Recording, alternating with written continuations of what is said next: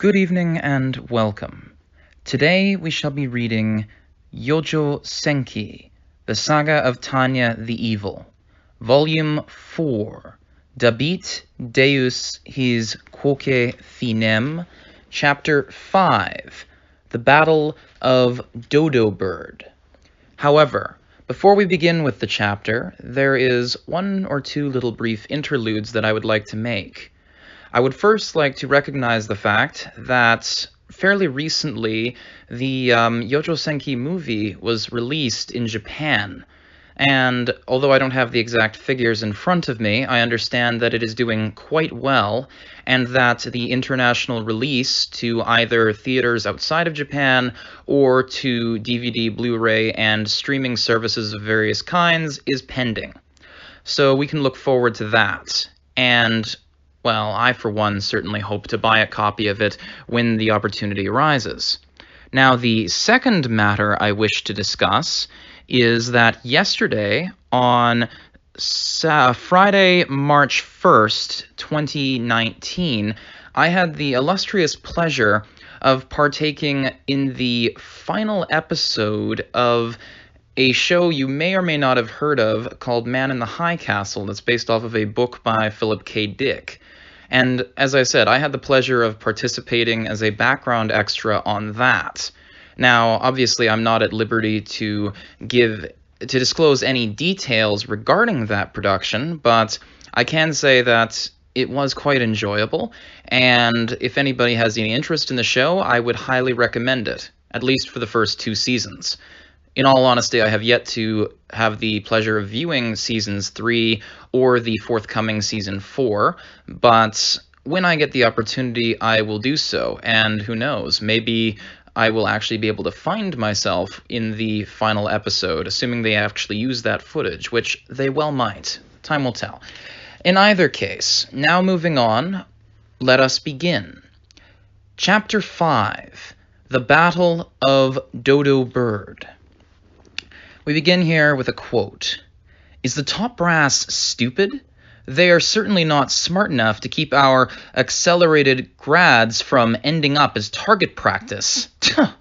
The Imperial Army is crafty like a devil. Crafty like the devil. A ton of newbies die, but all they say is to accelerate their education and give them more newbies? The brass is made up of evil idiots. God." A quote from the gripings of an anonymous instructor. Now here we are on the next page. April 28th, Unified Year 1926, Over the Strait, by which they presumably mean the area between mainland Europe and the United Kingdom. Anyway, cloudy with a chance of mages. The Imperial Army mage units taking off from a base in the former Republic, now under military government, and flying all the way to Londinium for some sightseeing, are used to rain mixed with plasma. If they get hit over enemy land, the best they can hope for when they fall is to be captured. If they don't fall well, it's either getting lynched or receiving a joyous double promotion on impact. And since mages are considered quote-unquote fighting power even once they are downed, if they don't do a hell of a job of surrendering, they'll be quickly crushed by the militia rushing to the scene. Ever since that tragic truth was confirmed, Imperial mages have loathed being shot down in enemy territory. And among the units covering the West, the 203rd Aerial Mage Battalion, reporting directly to the General Staff, universally recognized as the elites of the elite, is no exception. This area is clear. All units, gather up, regroup. The battalion commander, Major Tanya von Degrachoff, is also such an excellent aerial mage in her own right that she's listed among the named. After a fight with an enemy unit, she raises her voice to call her troops together. Ferry 01 to all units. Report your losses.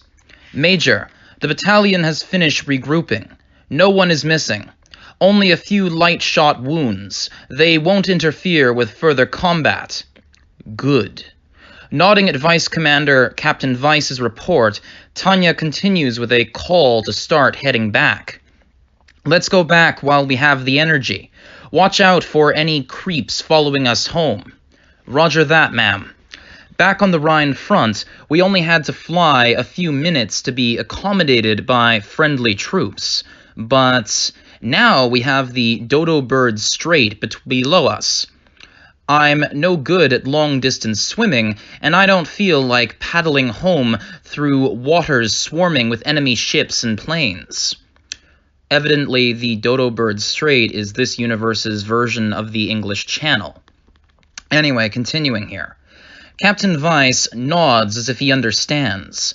As he flies off to directly supervise the watch at the rear, Tanya glances at her subordinates, First Lieutenant Grants and Serebriakov, and thinks to herself, in terms of ability, Grants isn't bad, but unfortunately the group that joined us on the Rhine doesn't have anti-ship combat experience. It would be more convenient to have my adjutant nearby, but Tanya accepts unavoidable reality. A safe return route is more important than a little discomfort. Lieutenant Serebriakov, I'm leaving the unit to you. Lead him home. Yes, ma'am. Understood. Vice Commander, be careful out there in the rear. Never fear, Commander. I am a radical heterosexualist, and I am prepared to die for my beliefs. That's bizarre. Faith is all well and good, but we are warriors of God. Never mind. Are you tired, Major? Oh, don't worry about it, Lieutenant Serebriakov. We're going back to base. I don't want to hang around after a force recon mission that ended in an aerial annihilation battle and get creeps sent after us. Understood, ma'am. I can't believe that I actually said that, she spits, full of hatred. To Tanya von Degrachoff, the world is just too absurd. Hence her desire to keep at least her mind resolutely noble. Yet the minimum line, my mind, won't do what I want it to. Having my mind manipulated is an intolerable torment. I am myself. I am the only one who can stop someone else from interfering with my free will. Me, of all people. I nearly praised being X. Shit! How long are you going to undermine humans before you're happy? That's why this is so brutally unforgivable. If I relax, my psychological contamination can cause me to praise being X as God. On the battlefield, where the abnormality of war becomes normal, my psyche is corroded by the Elenium Type 95 against my will. But Tanya's melancholy is forcibly booted out of her brain by Vice's message over the wireless. Ferry 02 to Ferry 01. We've got silhouettes approaching from 6 o'clock. Judging from the speed and altitude, they're fighter planes. They're coming in at full speed. The 203rd Aerial Mage Battalion is mid-withdrawal. An aerial unit rapidly approaches from behind. Like the pieces of a puzzle snapping into place, Tanya's thoughts are overwritten with those of an anti-air unit commander. No matter what they do, Imperial mages are slower than aircraft. Trying to outrun or outclimb a plane as a human, you are fundamentally doomed to lose. The only area in which mages are superior is tricky three-dimensional maneuvers. 01 to all units. Drop altitude. Hug the surface of the water. Give me some perfect 3D maneuvers. In the worst case, you can dive into the sea and ambush them. Prepare to dump your heavy gear on my command. Commander, please wait. Vice interrupts Tanya's orders to drop down and cast off heavy gear, sounding somewhat frantic. We've received confirmation that the formation approaching from 6 o'clock is a friendly Air Force unit on their way back to base. Ferry 01, roger. Everyone, it's as you've heard. No need to drop your gear. Let's head back together. Tanya was wondering what the fuck was going on, but when the confirmation comes back, it's unexpectedly good news. Glancing at the formation coming into view from below, she sees that they must have ID'd her battalion as well. The formation that had been coming in at full combat speed, as if to engage, banks to show off the identification markings on its hazy, camouflaged wings, and moves smoothly into a route flying parallel to the mages. Friendlies, eh? Until I saw your identification signal, I was scared half to death you were enemy marine mages out on patrol. Don't do that to me. My heart just can't take it. This is Fairy01. Your cold remarks are about to make me cry as well. We were afraid we had some hungry wolves on our asses. You guys afraid? Was that supposed to be a joke, Fairy01? This is Mosquito01. We're happy to meet up with elites like yourselves once again. The two commanders greeted each other over the wireless per battlefield etiquette. But partway through, Tanya realizes that she remembers Mosquito-01's unit. The Rhine is where Tanya has spent the most time. Because of that, though it's only a matter of having overlapping mission areas, she is familiar with units in the West. The connection between units who were uprooted and mobilized to respond to the Republic's sneak attack is particularly strong. Mosquito-01, you say? Then we haven't been together since the Rhine, eh? If she remembers correctly, they are part of the Western Army Group's 103rd Fighter Wing. As one of the people pressed into responding, Tanya remembers nearly all the units on the battlefield at that time, if only their names. This one, she recalls, had been praised multiple times during the Empire and Republic's fierce battle for air supremacy. And given the speed and formation with which they were approaching when her battalion assumed they were enemies, they must have maintained their level of discipline from that time. There are many tough old hands on the Western Front, to be sure. What a coincidence! But with this difference in altitude.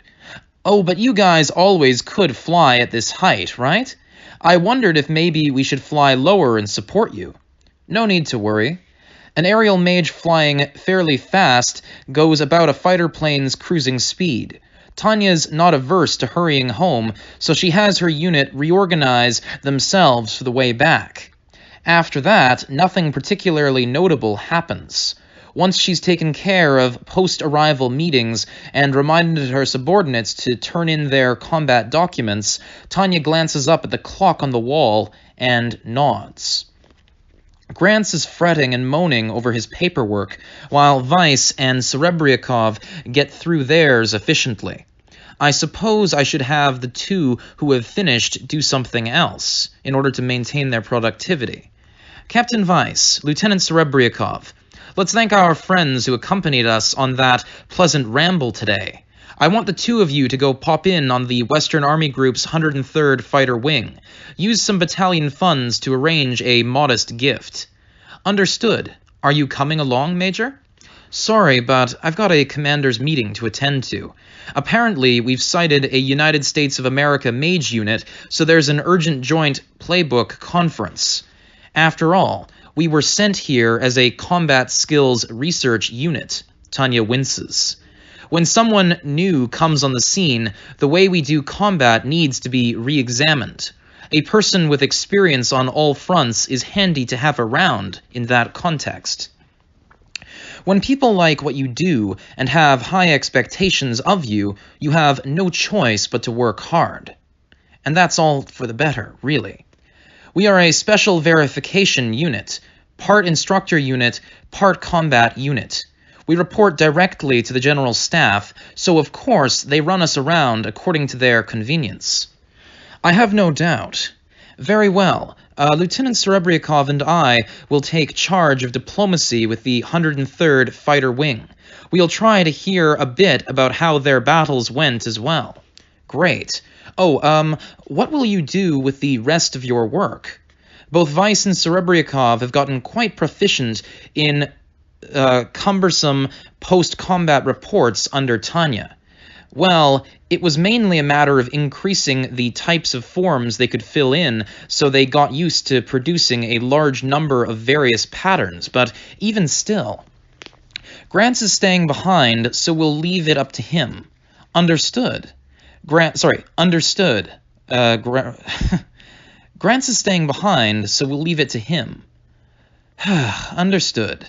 Grants responded gloomily to Vice, like an officer who had just been given hopeless combat orders.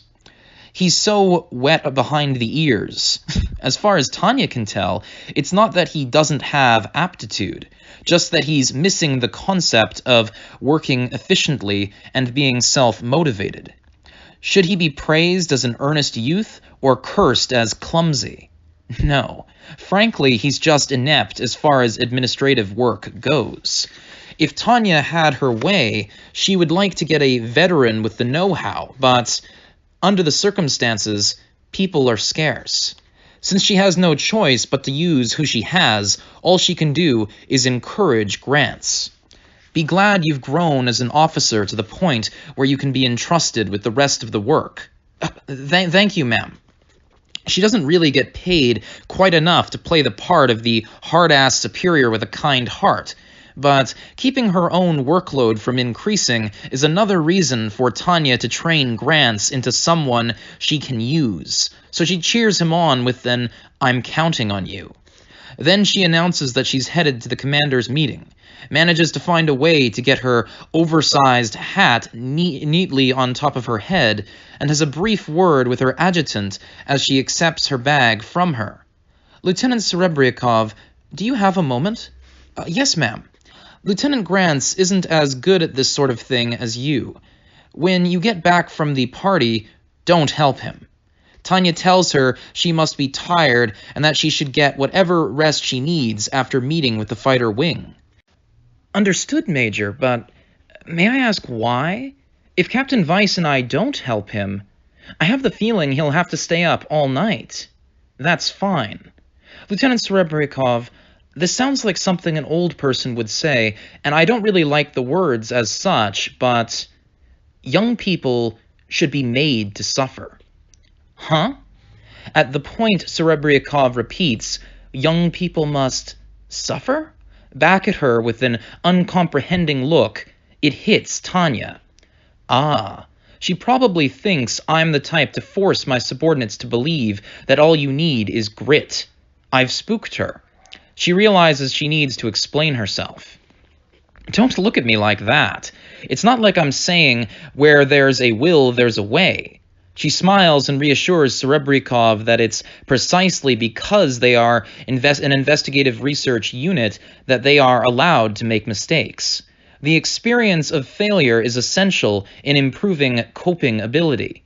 If we don't kick Grants into a bit of a ravine while we have the flexibility to deal with it now, who knows when we'll get another chance? Oh yes, I see what you mean.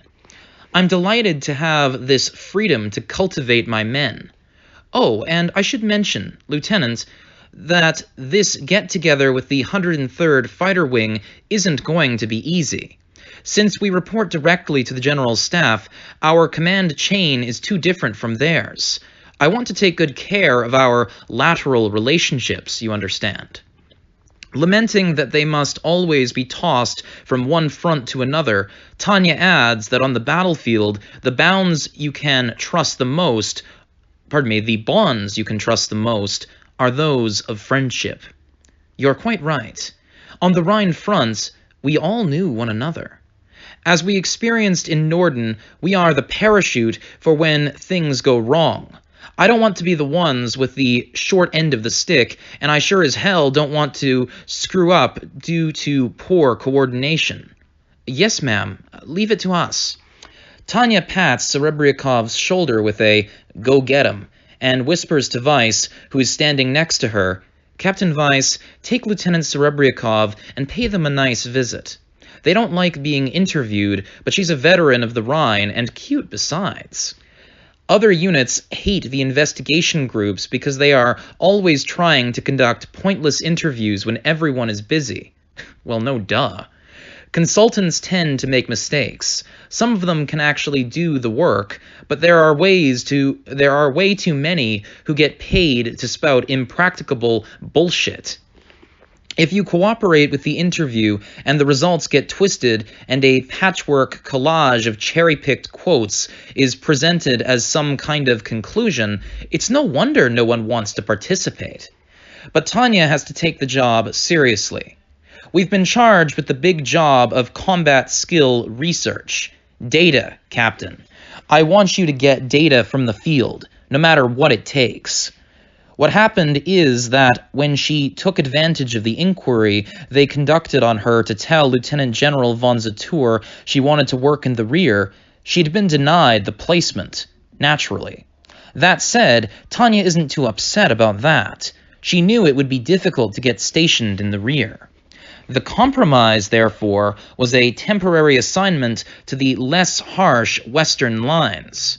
On the whole, she is satisfied with this. Happiest of all, their mission is combat skills research, and she was promised that after the duration has elapsed, her results will determine where she gets sent next.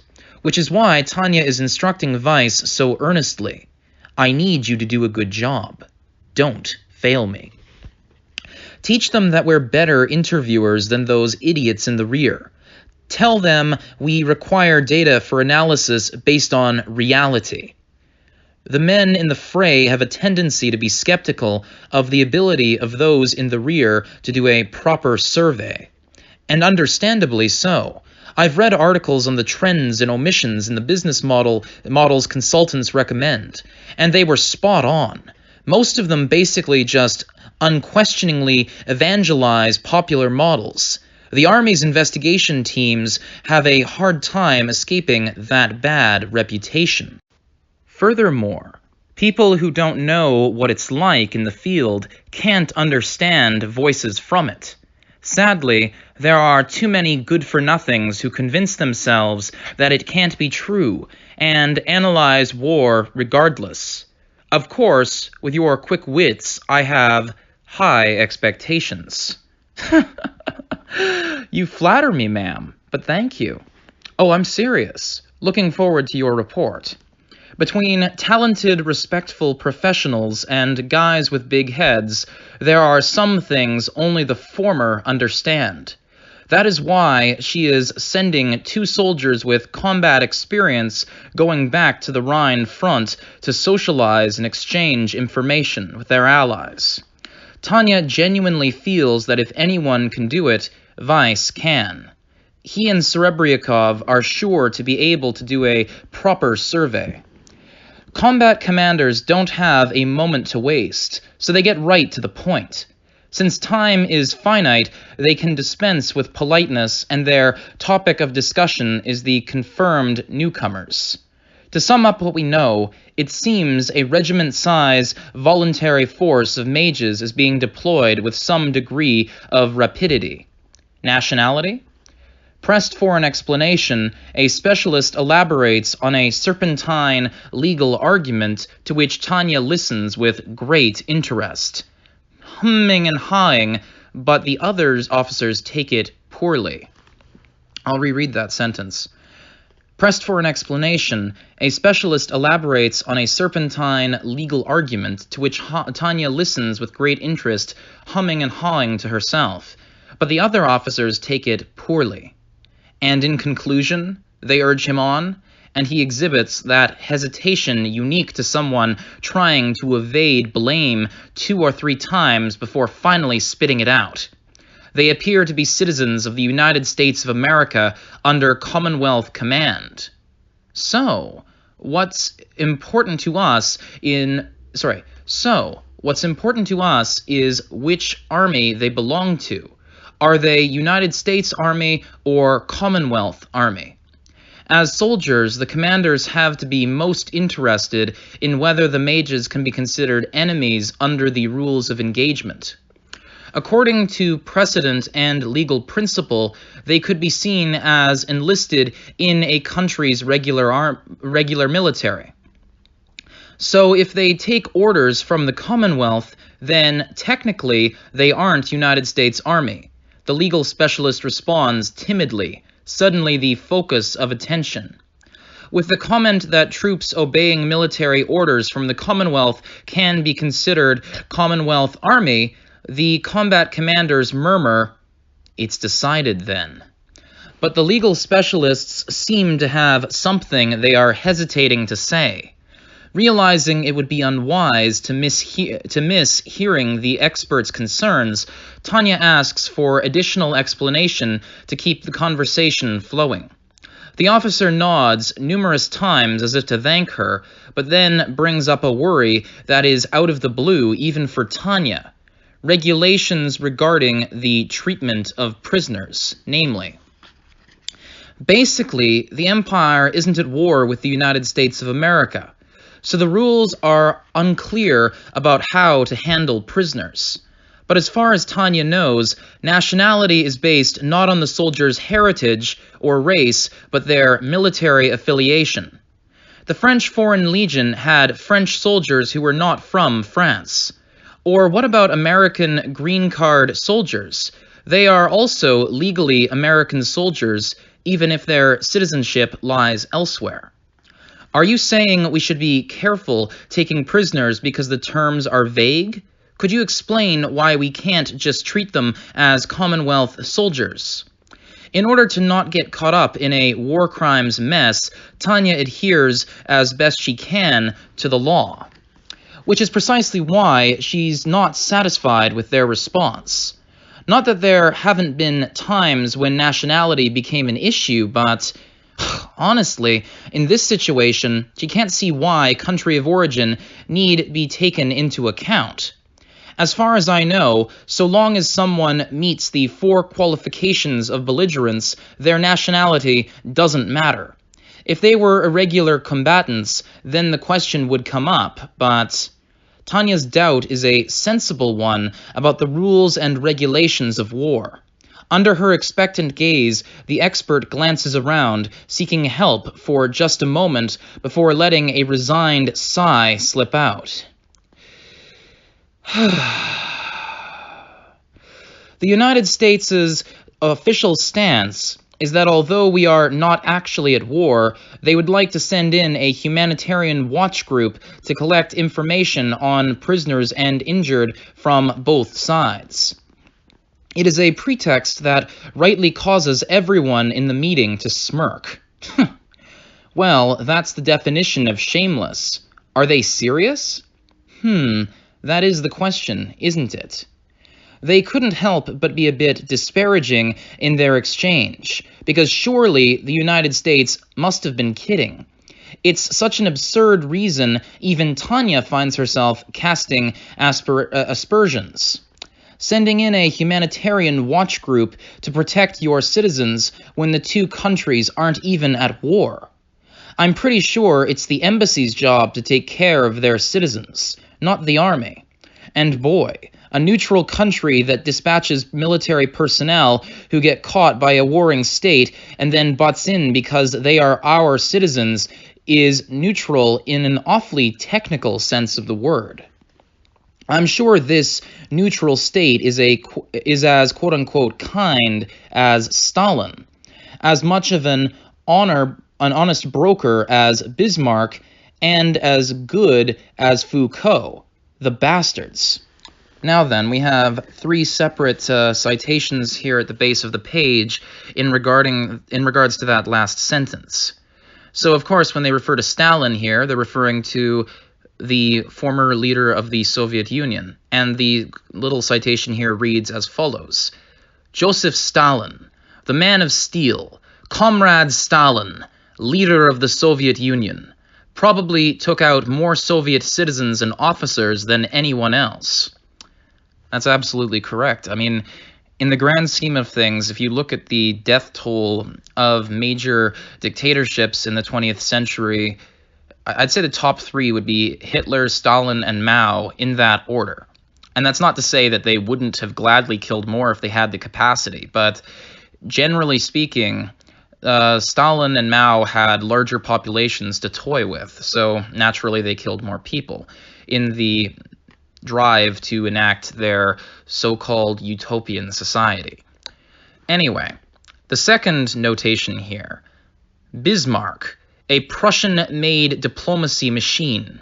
His efficiency in creating Germany was sort of insane. To break it down into 3 steps.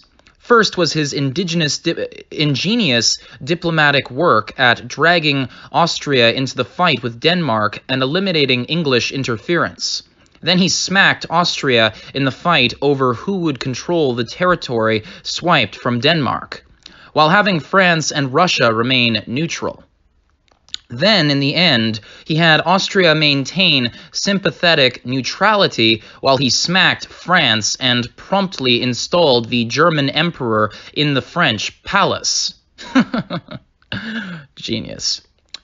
16.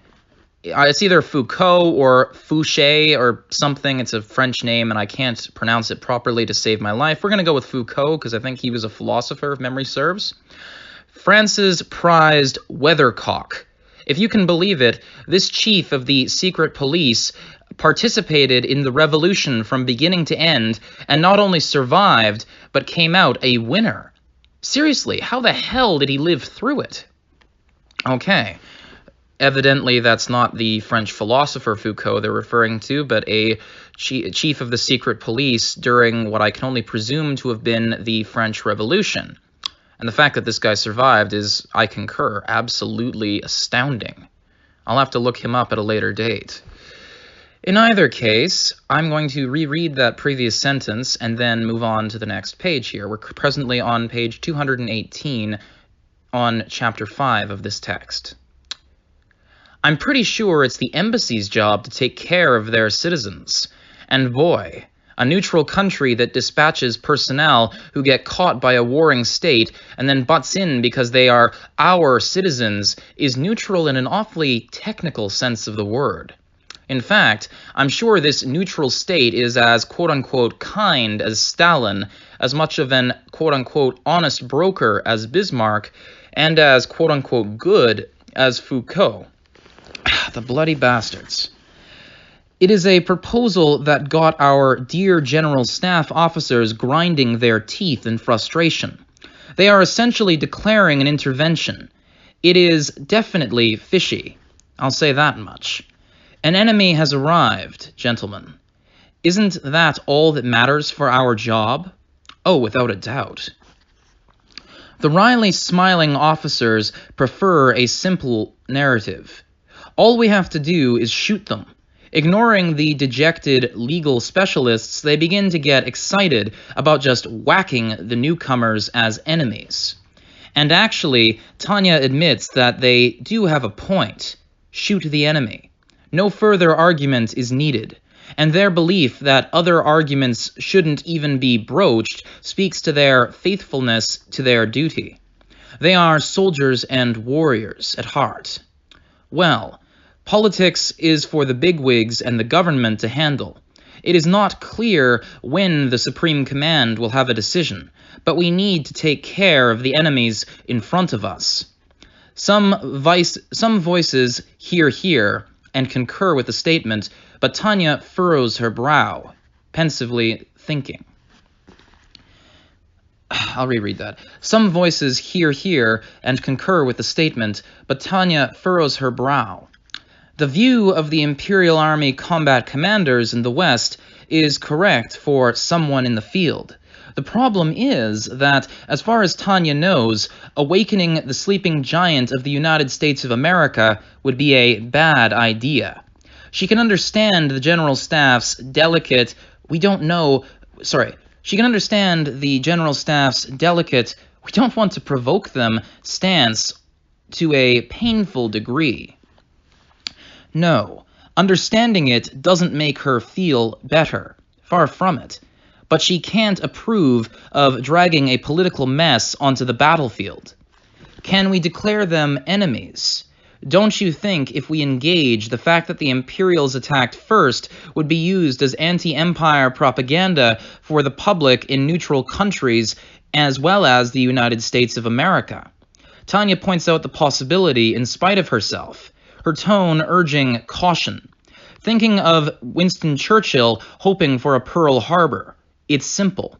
The Commonwealth and, of course, the Entente Alliance, the Grand Duchy, the Republic, All the countries fighting against the Empire are all fervently hoping that the United States will intervene. So surely you can say they are desperate for any excuse. It's a tricky situation, huh? But conversely, couldn't we take advantage of it too? If one of ours was dropped by those pests, we could bang down the embassy door about the unfortunate victim.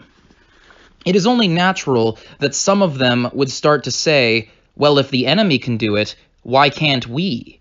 But perhaps it should be said. No decent commander has a mental makeup that would allow for such a victim. At least, not at this point. That's about enough of that. The slightly stronger language was inappropriate. Several people's comments that it wouldn't do to count their subordinates as statistics spoke to the prevailing view in the room. Commanders in the field don't need to be thinking about that. All we need is the fact that there is a regiment of aerial mages under Commonwealth command out there trying to keep us from securing air supremacy. So then, no changes. Tomorrow and thereafter, we follow the same plan we had and continue the annihilation battle to fruition, but increase the expected enemy count. We need to be aware of the worst-case possibility that there are United States of America volunteer forces at play. In the end, they decide we'll handle things with the understanding that there are newcomers to the battlefield. A boring, exceedingly admin notice-like conclusion. Overall, I have no objections, but may I say one thing? What is it, Major von Degrachoff? This is a suggestion since we are the investigative research unit under the General Staff, but couldn't we prioritize taking out the United States Volunteer Army first? You mean take the initiative and go after it? Why, yes. She nods and continues. We are not familiar with that country's doctrine as yet. It would be good to check them out and collect some data.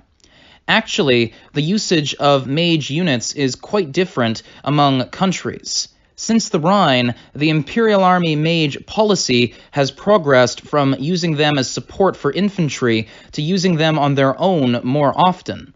But the Republican Army has always been using mages for strikes in special units. In the Entente Alliance, which isn't a very useful reference, they were all in composite units, so a lot depended on the quality and personality of the commander. But it is worth mentioning that they tended to use mages more for aerial operations. You could think of it as a reinforcing to their air force, which was somewhat lacking in muscle. What we want to know is how Commonwealth mage units are used and how they fight. So I think confirming whether the voluntary army works the same way as the units we already know will be useful. The Imperial Army has been fighting the Commonwealth in the West and South already.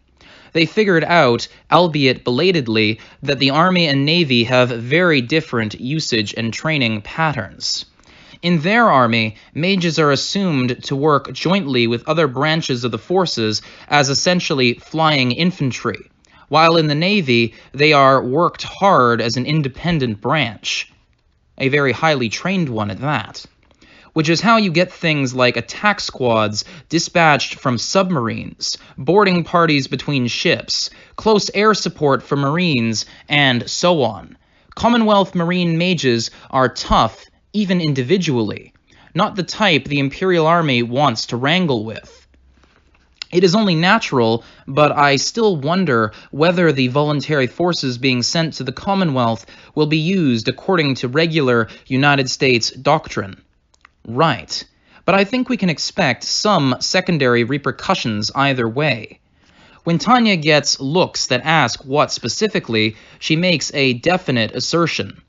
The United States is not going to declare war on the Empire in the current situation, but the facts have gradually stacked up to show that there are actors who want it to participate on the anti-Empire side. The United States will hit us eventually, which is why, Tanya continues, in that case, one way to deal with it might be to show in no uncertain terms what the result of an escalation would be. That is an idea worth considering. What do you think?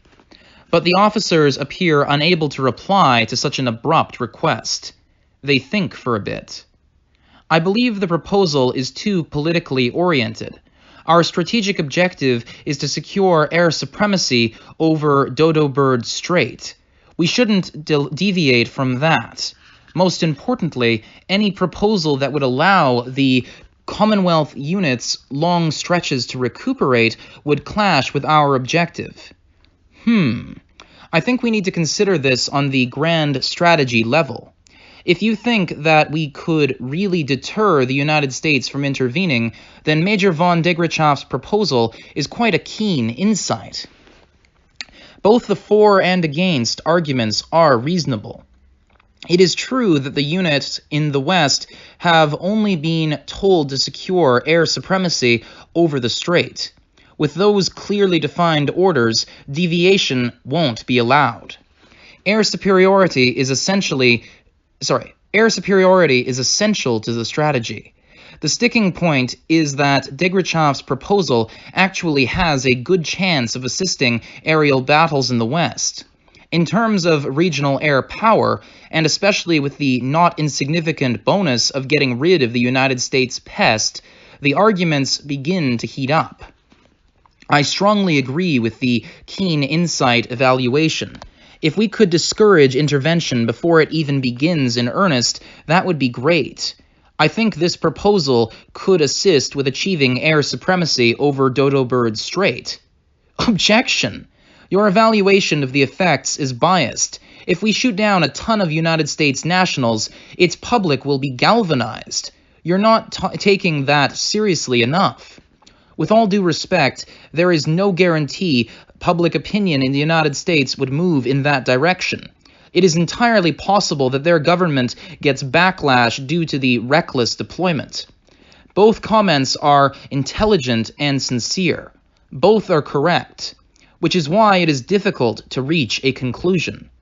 Maybe we should get the Foreign Office to convince the states to remain neutral, perhaps. But at that point, isn't this something that should be handled in the political realm? Excuse me, may I say something more? Upon getting permission, Tanya stands up, acting as unconcerned as possible so she doesn't sound excitable. While this is a political issue, it is also an issue that has been left to our discretion in the field. There is an attackable target within the attackable area. Rather than turning this into a political problem and dragging the rear into it, why not just pretend that it was an unforeseen result of engaging? Hence Tanya's chiming in to seek middle ground, as if to say, let's just sublate this. Hence Tanya's chiming in to seek middle ground, as if to say, let's just sublate this. She suggests that handling it at their level makes the most sense. For better or worse, Tanya von Degrachoff loves legal loopholes. Hooray for gray zones.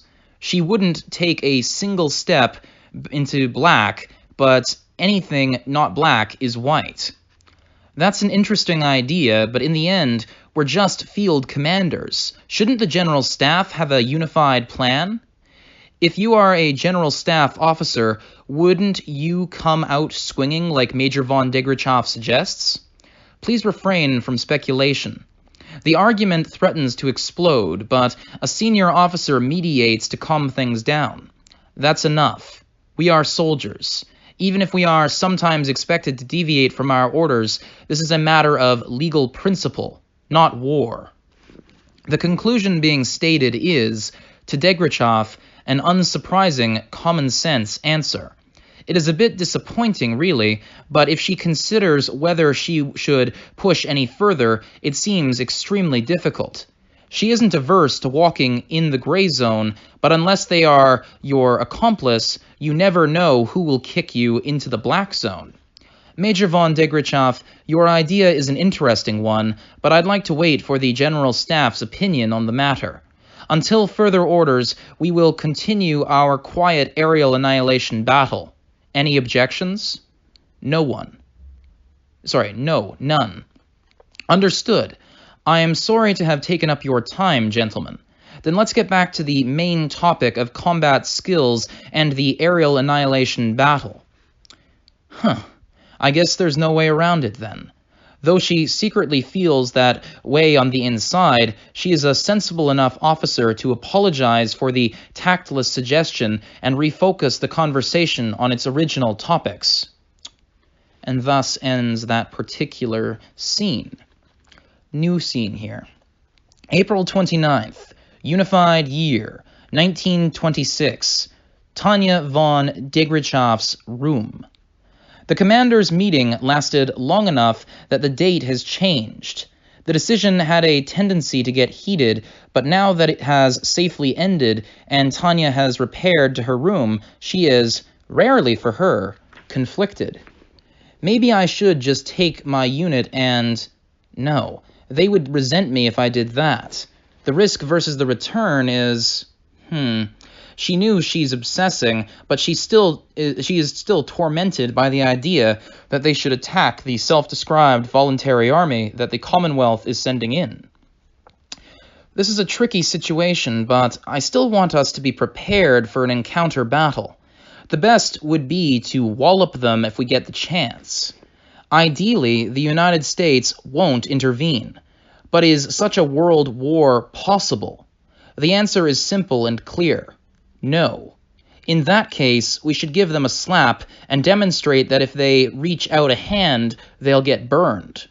Well, but I guess we should take provoking public opinion into account, no? What am I doing?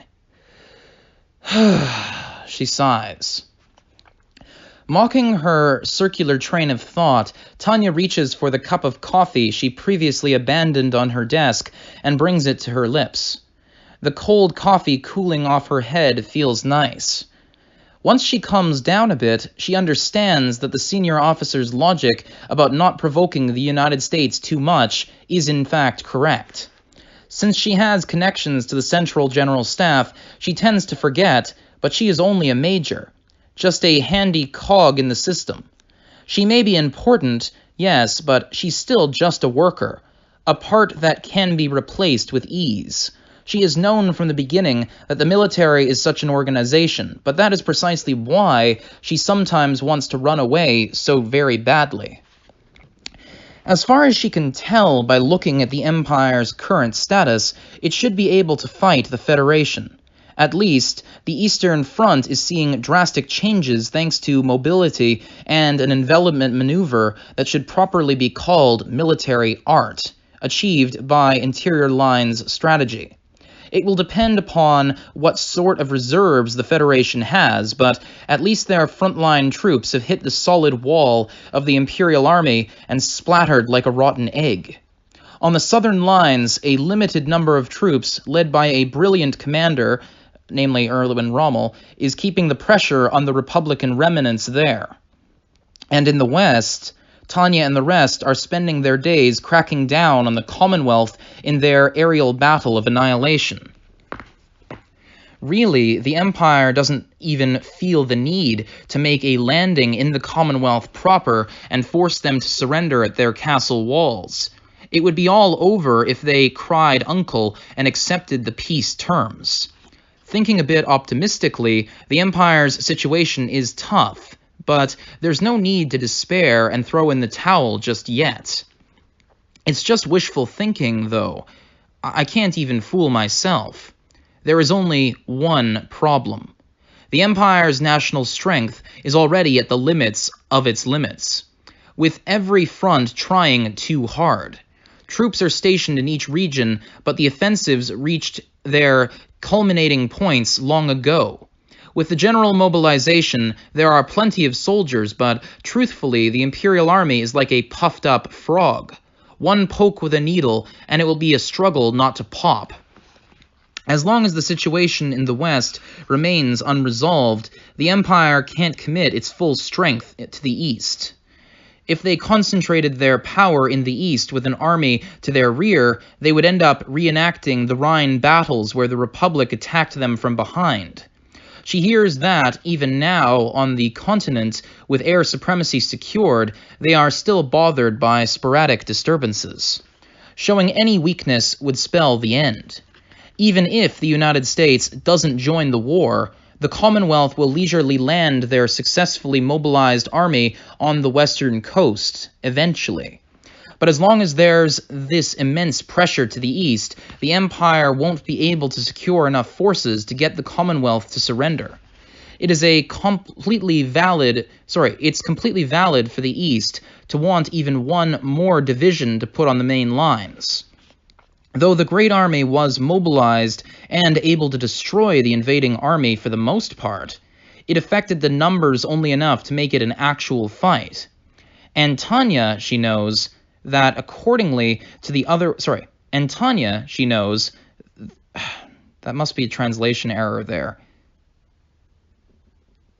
Anyway, and Tanya, she knows that according to the other world's history, going up against the Federation is a quagmire. They shouldn't have a she there. I'll reread that as well from the top of the previous sentence. It is completely valid for the East to want even one more division to put on the main lines. Though the Great Army was mobilized and able to destroy the invading army for the most part, it affected the numbers only enough to make it an actual fight. And Tanya knows that, according to the other world's history, going up against the Federation is a quagmire. Under the circumstances, if the Empire is looking for a way out of this, the only route to victory is to resolve the various issues in the East. In the history of Earth, Tanya knows the real German Empire managed to achieve that. The Imperial Russian army was obliterated on the Eastern Front, and Imperial Russia dropped out of the fight due to the ensuing political unrest and rise of the Communists. But Tanya is distressed. In the first place, duplicating the prohibited move of sending in radical revolutionary elements, which was what finally brought down Imperial Russia, is not terribly likely given that the Communist Party is already firmly established in the Federation of this timeline. In the second place, even the Imperial German army that ruined Imperial Russia couldn't find a way to win against the materiel superiority of the USA. It may have competed on the battlefield, yes, but the poverty of the rear is well documented. Even if we clean up the East, we can achieve security in the West. Even if we clean up the East, can we achieve security in the West? The question that slips from Tanya's mouth, in spite of herself, is a manifestation of her anxiety. The reason behind the military strategy taboo against multi-front operations is that they don't have the forces to support that many fronts at one time. It is only a matter of course. If they had the military might to prevail on multiple fronts, there would be no need for strategy in the first place. It would be a simple task of grinding down materiel on both sides. They would be able to trample the tiny enemy armies. The Imperial Army is the strongest in the world, but it is not so infinitely strong that it can stomp out the entire world beneath its boots. Under these circumstances, the Empire must, in order to survive, eliminate the Commonwealth's interference, slay the Federation, and end the war before the United States gets involved. But the Commonwealth's navy is too powerful. Even with the somewhat untrustworthy Ildoan navy as an ally, the size disparity is simply too great. The High Seas Fleet, all Imperial fleets put together, is the size of the Commonwealth's home fleet, which covers only one region of their empire. With that in mind, the idea of expecting anything out of a naval battle is pure fantasy. If the Commonwealth felt like it, it could bring out its inner and outer sea fleets, or even the Norden blockade fleet. Even if the Imperial Navy challenged them, it would be a hard, losing fight, and then it would all be over. About the only thing that can be expected of the Navy at this point is to figure out how they will die. There is only one thing Tanya can do in this case. Pointless struggle. It's a futile resistance. Good Lord. With a sigh, she feels that her mental state of griping to her desk in her room is past all hope of salvation. Salvation? If I'm clinging to the fantasy of God, my mental health has definitely deteriorated. I'm surely weakened. I knew that, since I was human, I'd have my limits. After all, I'm only one of these Homo sapien creatures. Even still, I'm an educated citizen. Will I submissively resign myself to my future like a fatalist just because it is destiny? Plainly speaking, no. Homo sapiens, the species we call humans, have no reason to agree to kill themselves, and neither is there any reason we should have to assume the tragic role of a sacrifice to fate. We choose to do whatever we can that will blaze the trail to the future. Unballing her clenched fist on her desk, Tanya stares at the palms of her hands. Her delicate little girl fingers have bizarre calluses from her training. Luckily, they don't present any obstacle during combat. This is just fine, she smiles. When the cards are dealt, whether you lament your hand or think how to use it depends entirely on you. I'm going to seize the future with my own two hands. That is the privilege humans have. It is the condition for being human. So all she has to do is seize her opportunity. To enjoy a happy, tranquil future, she has to work for it. It is definitely a rough job, but can you really be upset if suffering and hard work are prerequisites for a respectable life? I'll resist, even if I'm the only one. I'll resist to the bitter end. And she is about to nod with, As she is about to nod with determination, she remembers the rank insignia hanging on her uniform. Oh, she realizes she has carelessly missed something. I'm not alone. I have fantastic friends. What great news, she thinks, laughing as she drains the bottle of sparkling water in her hand. And that is why, it should probably be said. The next morning, Tanya appears before the 203rd Aerial Mage Battalion and looks each one of her subordinates in the eye with unusual resolve. I have no intention of sacrificing myself for the Empire, but this isn't such a predicament that we have to run just yet. I don't want an entirely communist world, and I am also not interested in falling as one of the cornerstones of a free world either. So there is only one thing Tanya can do: stomp the world under imperial boots. Even though she was forced to pick the best of the worst options, Tanya has no regrets about walking the path she has chosen. Attention all units. With one shout from Captain Weiss, the unit comes together in perfect order. As usual, the posture of the members of the 203rd Aerial Mage Battalion says they are worthy of infinite trust when it comes to matters of war. Our commander has a few words for us. At ease, gentlemen. Troops, there's been a small disturbance in the state of the war. A new unit has barged in on our aerial annihilation battle. These guys don't know how to wait their turn. They must have a pretty messed up understanding of the word freedom. Tanya's announcement of the newcomers is met with unperturbed silence. Even just the ability to be quiet and listen to someone talk is pretty good, but taking bad news without getting upset is great. These guys are just so damn dependable. Headquarters wants us to finish wiping out the enemy and seize control of the sky. We cannot allow any more time for interventions from outside. Still, that isn't our main task, gentlemen. Our mission continues to be assessment. As part of our combat skills research, I am going to have you perform an anti-surface attack mission. Tanya barely finishes asking if anyone has questions when Grants jumps in as usual. Commander, may I ask something? Sure, Lieutenant Grants. From what I hear, combat is getting fiercer and fiercer in the West. So despite that, our mission is still changing to anti-surface strikes? That's the right way to think about it. However, it includes anti-surface attacks from Commonwealth airspace.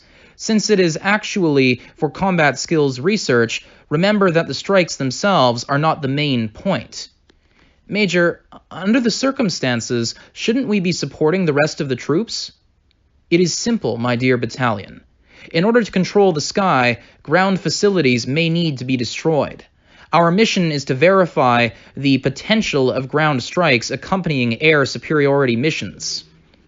Everyone at last seems to begin to understand, and Vice's voice rings out at just the right moment. That's all from our commander. All units, outfit yourselves for an anti-surface strike mission. Get your gear and be ready to sortie. On the double. Vice gives instructions at a good tempo. He's a great deputy commander. Not that Grants and Serebryakov don't work well. The skill with which they obliquely ease the troops' doubts while focusing them on the mission at hand is praiseworthy.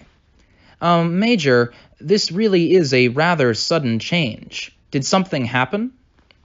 You can't tell the troops this, Captain Vice. Really, it's questionable whether I should even tell you, but the situation being what it is.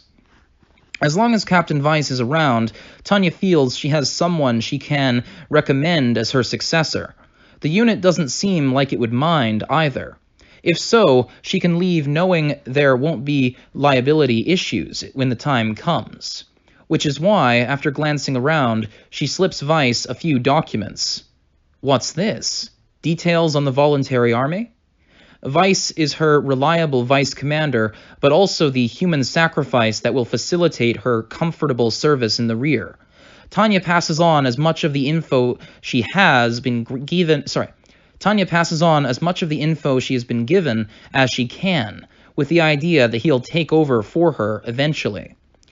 They mean to get in our way as United States citizens reporting to the Commonwealth, but they're enemies. Going forward, we're probably going to have to keep shooting away similar rabble. It really bugs me how unfair these guys play. So, Captain Vice, this leisurely move to intimidate the Commonwealth via air superiority will do more harm than good. We need the will to crush them, and we must carry out a plan to do so. Understood. I guess our victory is still a ways away then, huh, Major? The way he's talking, Tanya feels the need to re-emphasize some things with him. She has him bend down and whispers the truth in his ear. Victory? For better or worse, Captain Vice, you are a soldier with common sense, aren't you? We don't need anything except to be left standing at the end, when the dust settles. The ones alive at the end, the ones standing, are the great ones. Tanya points it out to him with zero affection. We should try to be the victors in the end. Oh, without a doubt, but I want to prioritize the survival of this battalion over winning, she adds with a nod of agreement. If possible, our survival is more important than victory. Major? Vice stood as he asked, sounding puzzled. Tanya laughed to cover herself.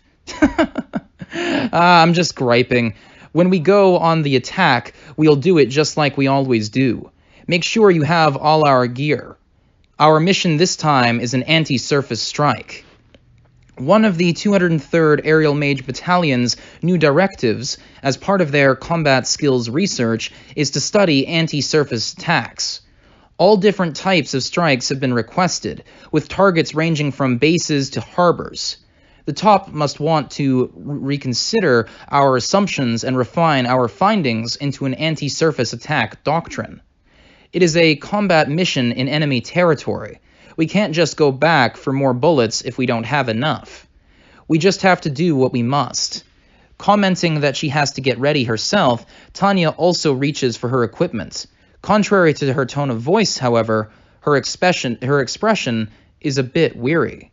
Major, is that an anti-tank sniper gun? Apparently it's an anti-armor sniper rifle. I heard you can expect it to pierce defensive shells, allegedly. Vice's question is accompanied by a surprised glance at her gun. Well, anyone who saw Tanya stuck carrying this gun bigger than her would probably feel much the same way. If it was a positional warfare with trenches or something, it might be pretty useful, but I'm with you on this one, Captain Vice. Are the guys at home mistaking mage fighters for fortress battles or something? Sorry, are the guys at home mistaking mage fights for fortress battles or something? Tanya wonders something similar herself. I feel more like they've pushed unwanted inventory on me. This huge thing, it shoots bullets that are only 14.5 millimeters long. But it's single shot. You can tell me it'll pierce a defensive shell in one hit, to be sure, but how am I supposed to use it in the middle of a high-mobility battle?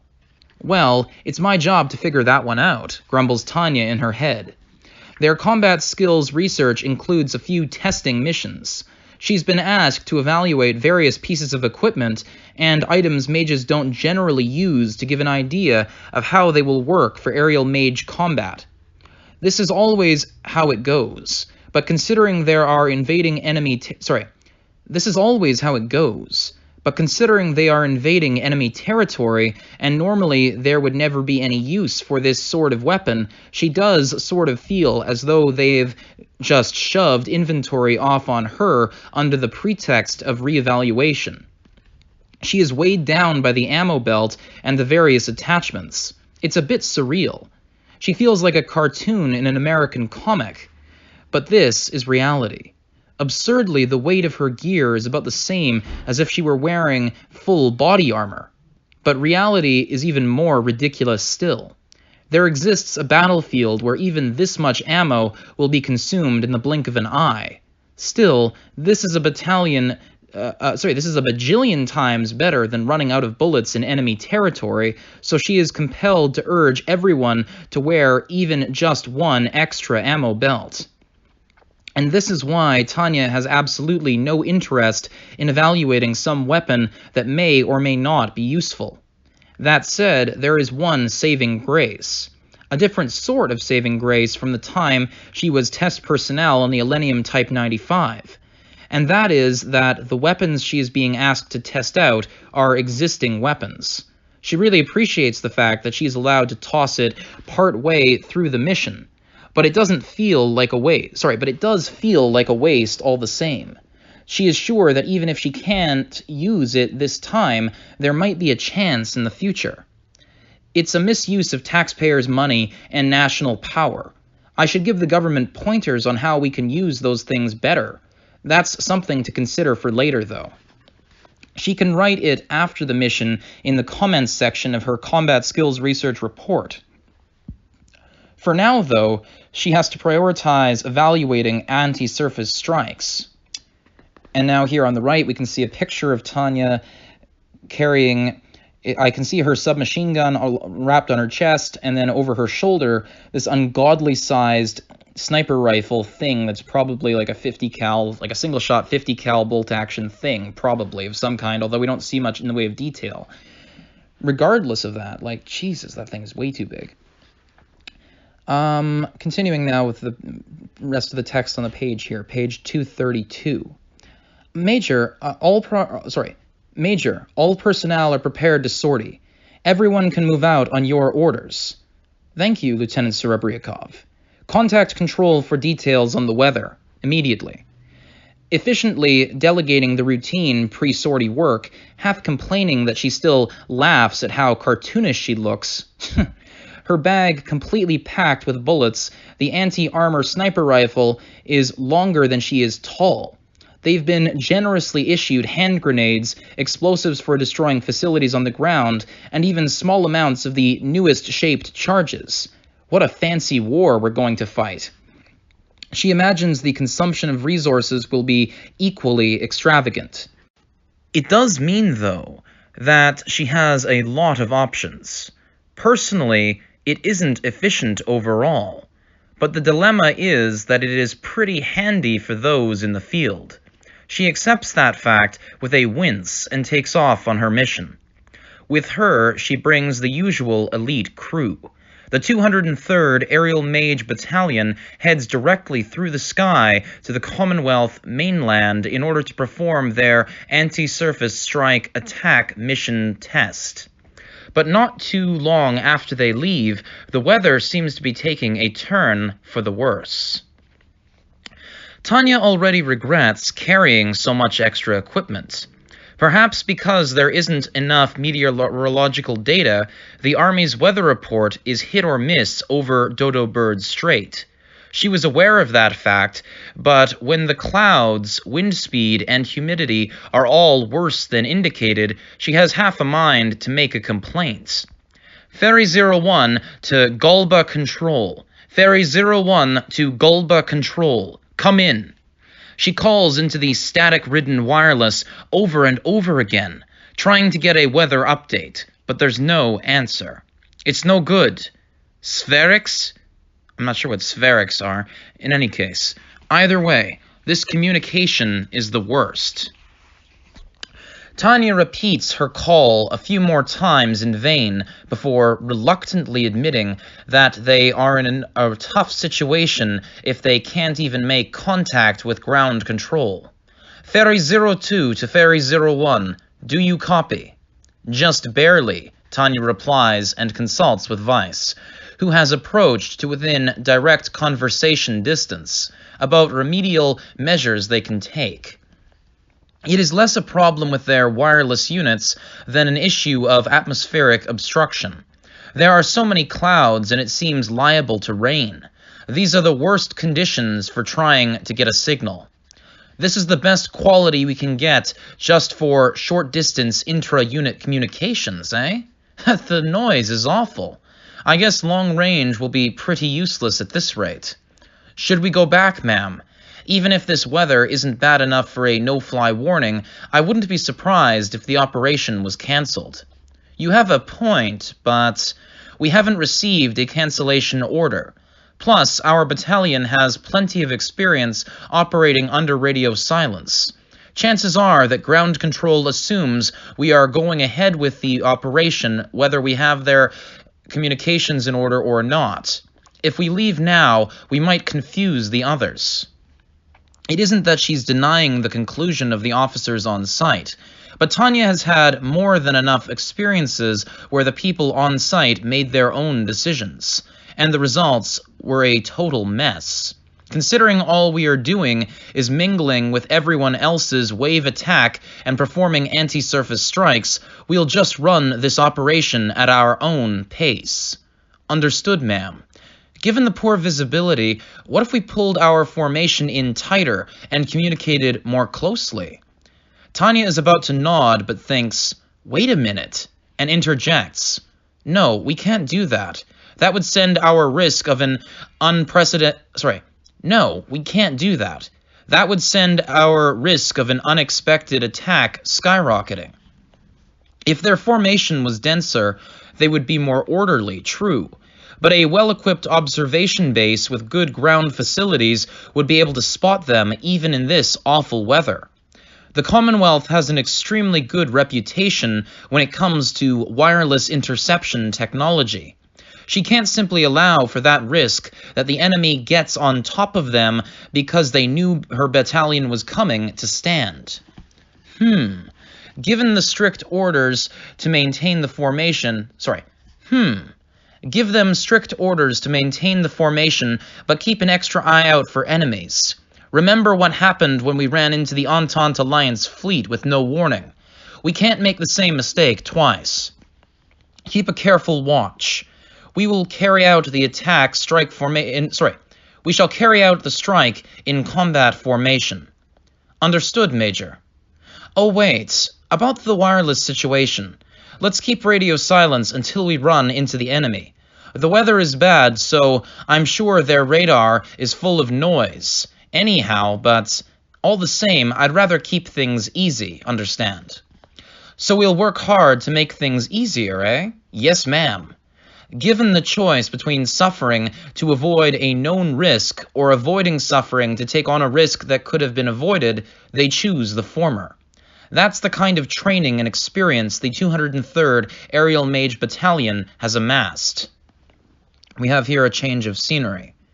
April 29th, Unified Year 1926, the Commonwealth. Mary and her fellow cadets had finished their basic training and were now training with their units. For better or worse, they had a tangible sense that combat was just around the corner. They all felt, if vaguely, that the day they knew would come was on its way. But for Mary, it came far too suddenly. I will explain our situation. 2 minutes ago, the southern radar site, as well as the detection line, picked up an Imperial Aerial Mage unit and a large aerial force unit approaching the... I shall explain our situation. 2 minutes ago, the southern radar site, as well as the detection line, picked up an Imperial Aerial Mage unit and a large Air Force unit approaching the southernmost air defense line. Their normally cool and collected leader read the latest report with intense expression on his face. When Mary's brain comprehended the words 2 minutes ago, southernmost air defense line, her whole body stiffened instinctively.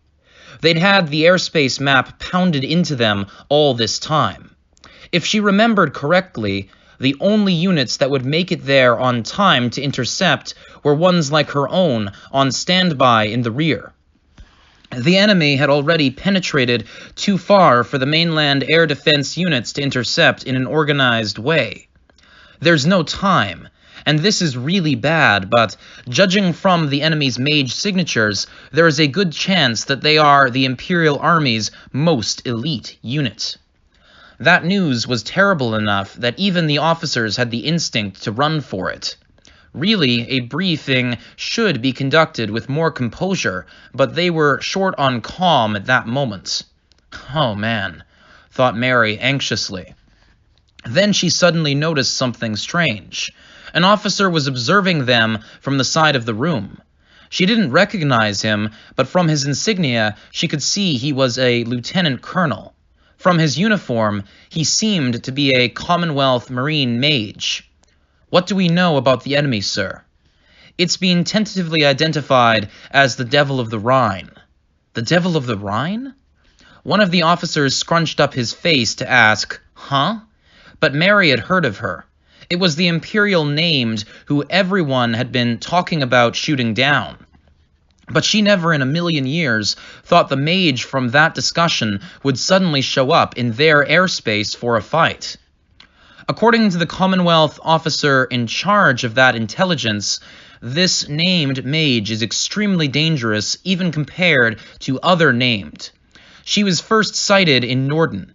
Since then, she's been on the Rhine front, in Dacia, on the southern continent, and there are even unconfirmed reports that she was deployed against the Federation. So she's a seasoned veteran. Hearsay? The officer frowned. As the tension built, the Commonwealth Marine magic officer, having a nonchalant smoke by the wall, spoke up, somewhat aloof. Excuse me, may I say something? And you are? It was a pertinent question, and the unit leader jumped in with an "Oh." "Oh, pardon me, I should have introduced myself sooner. I should have introduced him sooner. This is Lieutenant Colonel Drake from the Commonwealth's Marine Mage Force. We will probably be doing joint operations for a while. If they need anything, you are to cooperate closely with him." Having finally remembered to introduce the lieutenant colonel, the unit leader turned the floor over to him. Even their normally efficient leader was off today, it seems. It's almost time to head into combat. It finally hit Mary how excited and nervous she was at that prospect. As he said, "I am your liaison officer, Lieutenant Colonel Drake. I want you United States troops to bear in mind that the Devil of the Rhine is a real named who made officers and men alike tremble in fear on the Rhine front. Don't write her off as a battlefield rumor. I hope you understand that she is a grave threat." "Colonel Drake, I didn't expect to hear that from you. What are we dealing with exactly?" the unit leader asked, quite puzzled. Her face said just as much as her mouth could have. "Surely you're overreacting." "With all due respect, Colonel, whatever you imagine her to be, please expect worse. She is an outstanding magic officer with both leadership skills and individual combat prowess, and her unit moves quite well, too, I might add." "She's a talented commander?" Frankly, she can do both. The unit we've seen her with is a real handful, I can tell you that. If you meet them with equal numbers, I strongly recommend taking shelter. Their combat altitude is 8,000 feet, and the battalion attacks in perfect order like a single organism. The tactical threat is nightmarish, to be frank. But Drake's answer was clear. His tone of caution with regards to the Imperial named was extremely earnest. There was no exaggeration or joke about this officer's fear of the Devil of the Rhine. Colonel Drake, may I ask a question, sir? Sure. And what's your name? I'm Second Lieutenant Mary Sue, sir. Go ahead, Lieutenant. What is it? That's why the question came so naturally to her. What should we do if we can't run away? That's a good question. Get shot down. Mary was starting to wonder what he meant when he continued with an "it's simple." Luckily, we are defending the mainland. Unlike on enemy soil, friendlies can recover you after you fall. As long as you're alive, you can heal up and rejoin the lines. So prioritize survival and gracefully take that fall. You got it? After he broke it down for her, she finally understood. For the Commonwealth, the sky over the Commonwealth was home field. Staying alive would be a win. Even if you crashed on home turf, if you stayed alive, you could fight another day. Did you hear what he said, troops? We have the advantage, since we are intercepting. The unit leader nodded and shouted encouragement. Don't forget that the people of the Commonwealth are behind us. We've already lost one home. Let's not lose another one. Here, we have people who need protecting, and our allies' territory as well. Let us do our very best, so the good people of the Commonwealth don't laugh at us. Yes, sir. Gulba Control to Ferry Battalion. Gulba Control to Ferry Battalion. It's urgent. Come in. I say again, it's urgent. Please respond. Evidently here we're switching scenery. So yes, new scene here. We're now back to the 203rd. I'm going to reread that from the top here, but I wish they denoted that a little more clearly. In either case, Gulba Control to Ferry Battalion. Gulba Control to Ferry Battalion. It's urgent. Come in. I say again, it's urgent. Please respond. Ferry 01 to Gulba Control. Contact. Reception is horrible, but it's not bad enough that we can't have a conversation. As soon as the waves are getting through, in comes a call from control. The exchange is still filled with static. But the moment ground control finally made contact with them, Tanya is sure she heard a sigh of relief. Gulba Control, roger. This is Gulba 15. Ferry 01, roger. Go ahead, Gulba 15. Due to the bad weather and reception, all the units are doing their own things. The existing operation plan has been aborted. I say again, the existing operation plan has been aborted. Oh, I see. Tanya realizes why ground control has been trying to call them. The unified operation collapsed due to the deterioration of the weather, so perhaps they are going to regroup and try again. Ferry 01 to Gulba 15. Roger on the operation being aborted. Requesting permission to return to base. We shouldn't have problems getting permission to head back to base.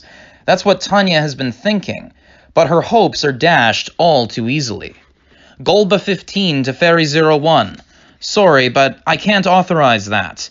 The Ferry Battalion is getting a new mission. The other units get their own missions cancelled, but we get a new one? What kind of awful bullshit is the news going to be now? Tanya secretly braces herself, but even she is petrified by the words that come out of the controller's mouth next. The commander of the 114th Air Division was shot down and crash-landed to the southeast in District Alpha 13. That your unit is out and about is a silver lining. Your mission is the combat search and rescue to recover the 5 passengers. The way the controller says he will send over the details makes it sound like the orders are already set in stone. But from Tanya's perspective, there is no reason she should have to listen to something so utterly unreasonable. Ferry 01 to Galba 15. I should warn you, my battalion and the 114th Air Division don't use the same signal codes. If we can't even communicate, I don't see how we have much of a chance in hell to complete a rescue mission, not to mention in enemy territory. Regardless of how a search and rescue mission might go in friendly territory, it would be awfully reckless to poke around the Commonwealth mainland looking for the downed pilots. And my battalion's mission was to evaluate anti-surface attacks in the first place. I understand the need for a rescue, sir, but we are not even outfitted correctly for it. Worst of all, they don't have the gear necessary to perform such a rescue. Tanya tries to continue complaining about how reckless it would be to go under the circumstances, but the ground controller's impatient reply interrupts and leaves her at a loss. Galba 15 to Ferry 01. I understand the circumstances, but all the nearby mage units have almost no experience conducting operations in enemy territory. Your battalion has the most expertise of any in the airspace. Unluckily, perhaps it should be said, most of the aerial mages have been pulled out and sent to the east, and since the Air Force in the west isn't in great shape, the controller probably doesn't have too many choices. Ferry 01, roger. We'll RTB, that's return to base, immediately, switch up our gear, and go back out to conduct the CSAR mission. I believe that's basically the retrieval of the people in the plane that was downed. Galba 15 to Ferry 01. My apologies, but this is a direct order. Begin the combat search and rescue mission as soon as possible. Ferry 01 to Galba 15. Is that an order with the understanding of the authority my unit has to act? It is a formal order. The General Staff has also approved it. Sorry, but please go now. Of all the... Tanya nearly replies, but swallows her argument. She has no way to know the truth of it, but since she's been told that they are directions approved via official channels with the General Staff, she has no choice but to obey. Not that she can't get away with lying, but if she left friendlies for dead and returned, she would catch hell from the General Staff for it. No.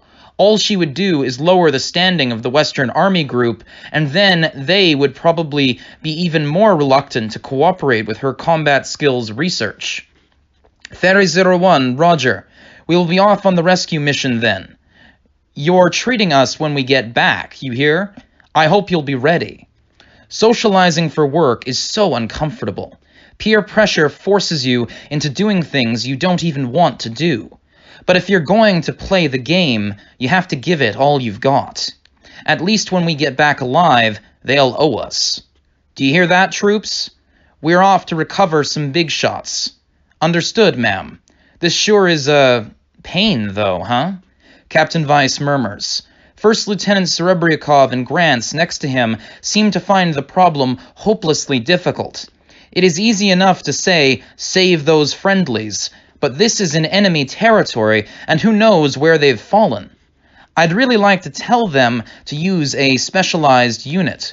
The 203rd Aerial Mage Battalion may be elite, true, but they perform combat missions, so they simply aren't suited to this kind of task. Drop all your heavy equipment immediately. That goes for the eval equipment as well. That's evaluation equipment. We are diverting our energies to searching on the ground. Anything that won't be useful, you should blow up along with your heavy gear. Understood, Major. But if it's a combat search and rescue mission in enemy territory, I'll take a unit and act as direct support. You can have either Grants or Serebriakov. Captain Weiss, select search party members on the double. Are you sure? You mean you want to trade? Come on. I'm pretty sure I can cover my subordinates' backs, eh? Why should I have to descend to the surface where there's nowhere to run? Not that I don't trust Vice's support, but if the alternative is giving up a position from which I can escape if need be, then I'd rather risk losing my able vice commander. Although lately, I've realized no one will praise you for having an idea like that. Understood. Then I'd like to take Lieutenant Grant's. Are you sure you don't want Lieutenant Serebryakov? She has more experience with this sort of thing from her time on the Rhine. She's probably more used to it than Lieutenant Grant's. But she's paired with you. I think we should maintain formation. Okay, then. Split the battalion in two. Captain Weiss, you are handling the search. Lieutenant Serebryakov, you are with direct support as my adjutant. We will be providing support from the air. Yes, ma'am. And so, with heroic resolve, Captain Weiss and First Lieutenant Grants undertook the annoying ground search mission, but they soon received notice that things were getting worse by the second. Captain Weiss, I have some bad news from Control. We've got 2 Commonwealth aerial mage battalions coming in fast. The ground army is also on the move. Weiss's reaction to Grants' heavy remarks was to look to the sky. It was reassuring to have Major von Degrachoff and the other 2 companies up there on patrol watching their backs. But it hit him again that time wasn't on their side. Well, of course it wasn't. They were in enemy territory. Obviously, if they hung around for too long, enemy reinforcements would show up. The hits just keep coming. God, what does the commander have to say? It seems like she intends to intercept. She said that her and Lieutenant Serebryakov's companies will distract them, so we should continue searching. I think I've found something. With that bitter grumble, he sighed and bit back the rest of his displeasure at being given such an impossible mission. Pardon me. He had just barely managed to spot some wreckage on the surface, but that was it. There are signs of people moving about after the crash, but how can we search without a dog? Lieutenant Grants, can you spot any footprints? It's not that I can't, but we're going to follow them? I don't really think that battalion is... He was about to say capable of this sort of tracking mission, but realized he couldn't and fell silent. Weiss wordlessly patted Grants' shoulder and sighed in his head. We just have to. Major Tanya von Degrachoff, their battalion commander, was the kind of person who brute-forced her way through impossible situations with sheer ability. As one of her loyal followers, Weiss felt that if anyone could pull this one off, she could. Saving friendly troops is a soldier's pride and a duty to their fellows. That sentimental thought did clash with Weiss's realist nature. He had learned through experience how important it was to declare impossible things impossible. Searching any more was too big a risk. It could result in levels of attrition the battlefield wouldn't be able to ignore. Grants wasn't saying anything, but he seemed to feel it too. Though he maintained that uncomfortable silence, the way his eyes appealed to Weiss made it easy to tell. Perhaps it was time for Weiss to consider calling off the search on his own authority. Ferry 01 to all units. Everyone gather up on the double. I say again, gather up on the double.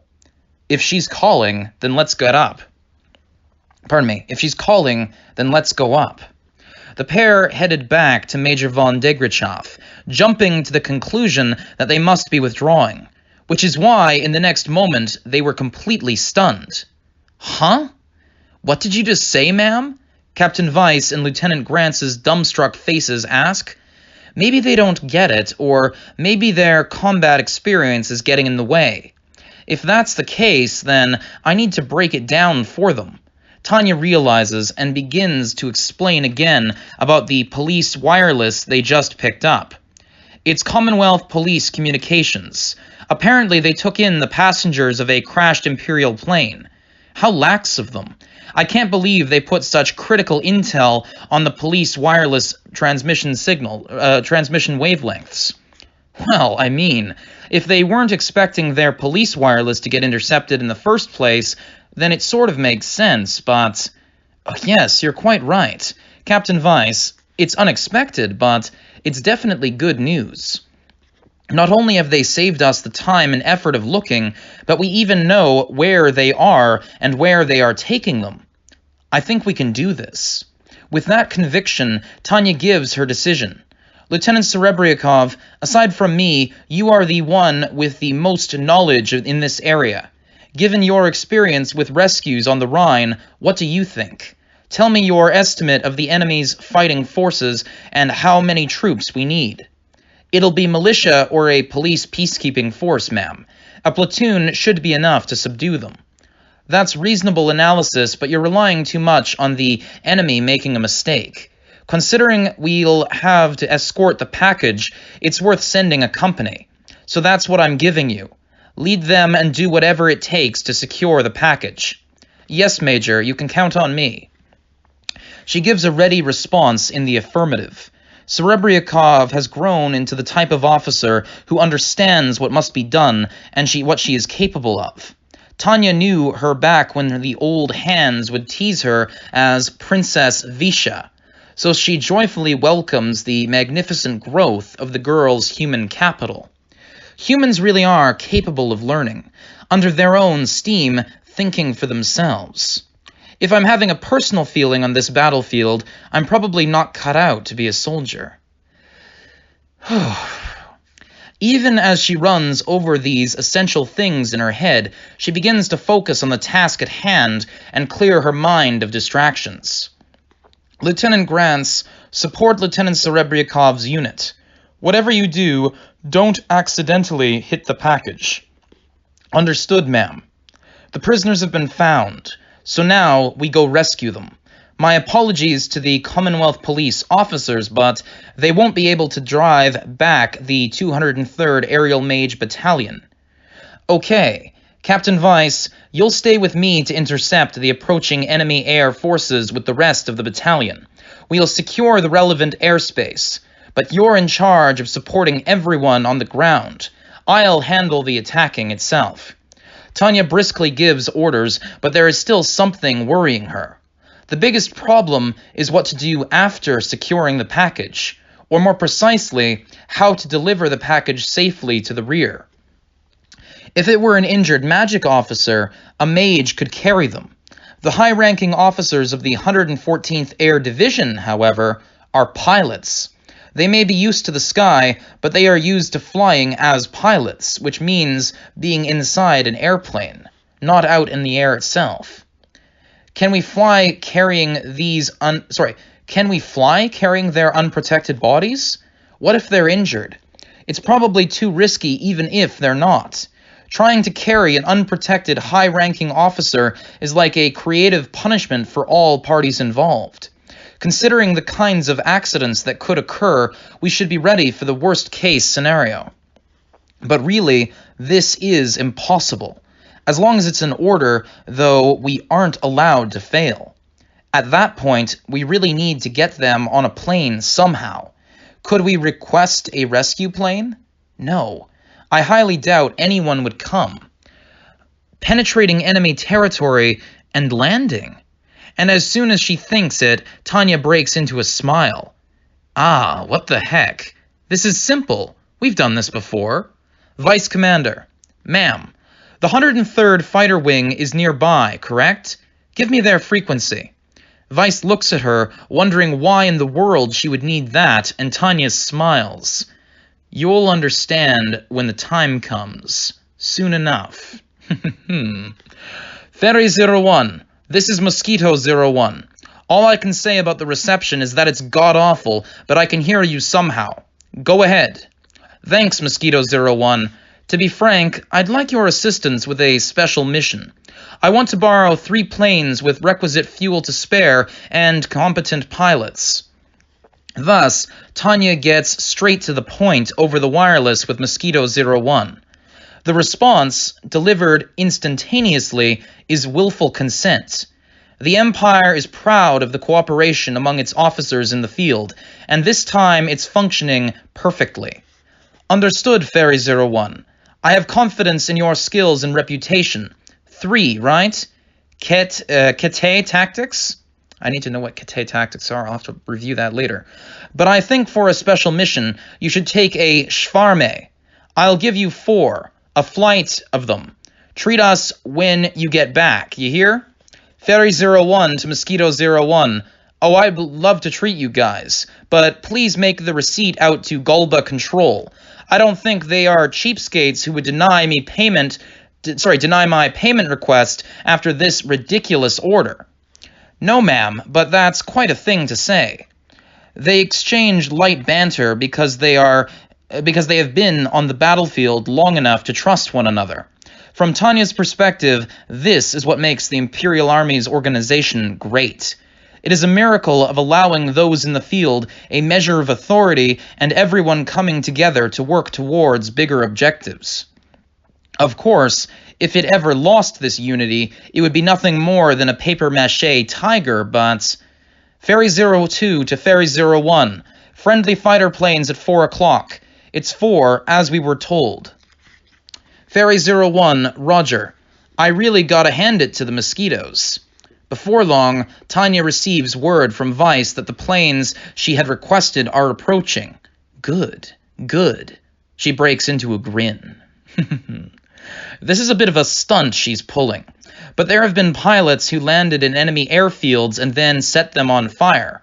Landing in enemy territory and recovering friendly pilots shouldn't be impossible. Come in, Ferry Battalion.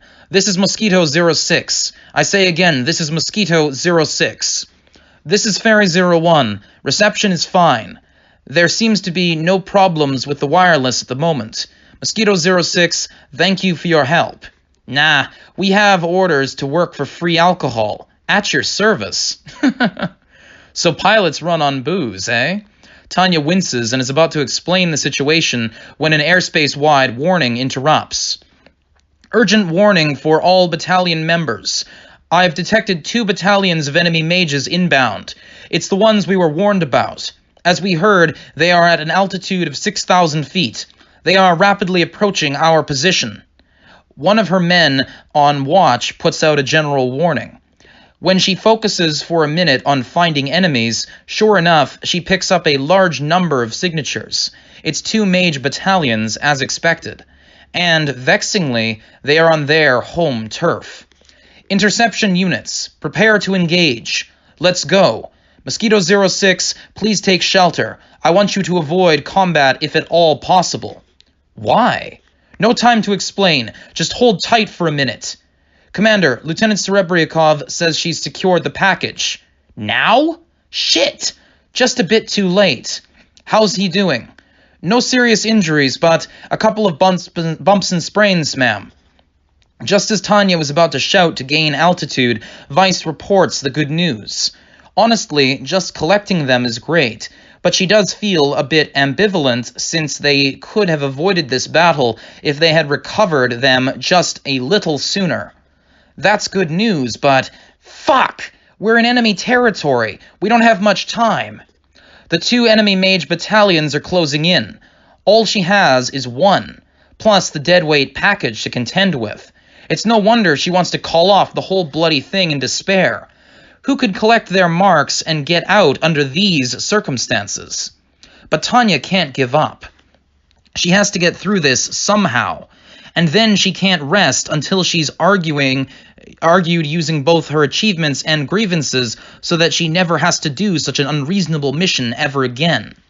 Which means that, even for the sake of running away, her priorities must be clear.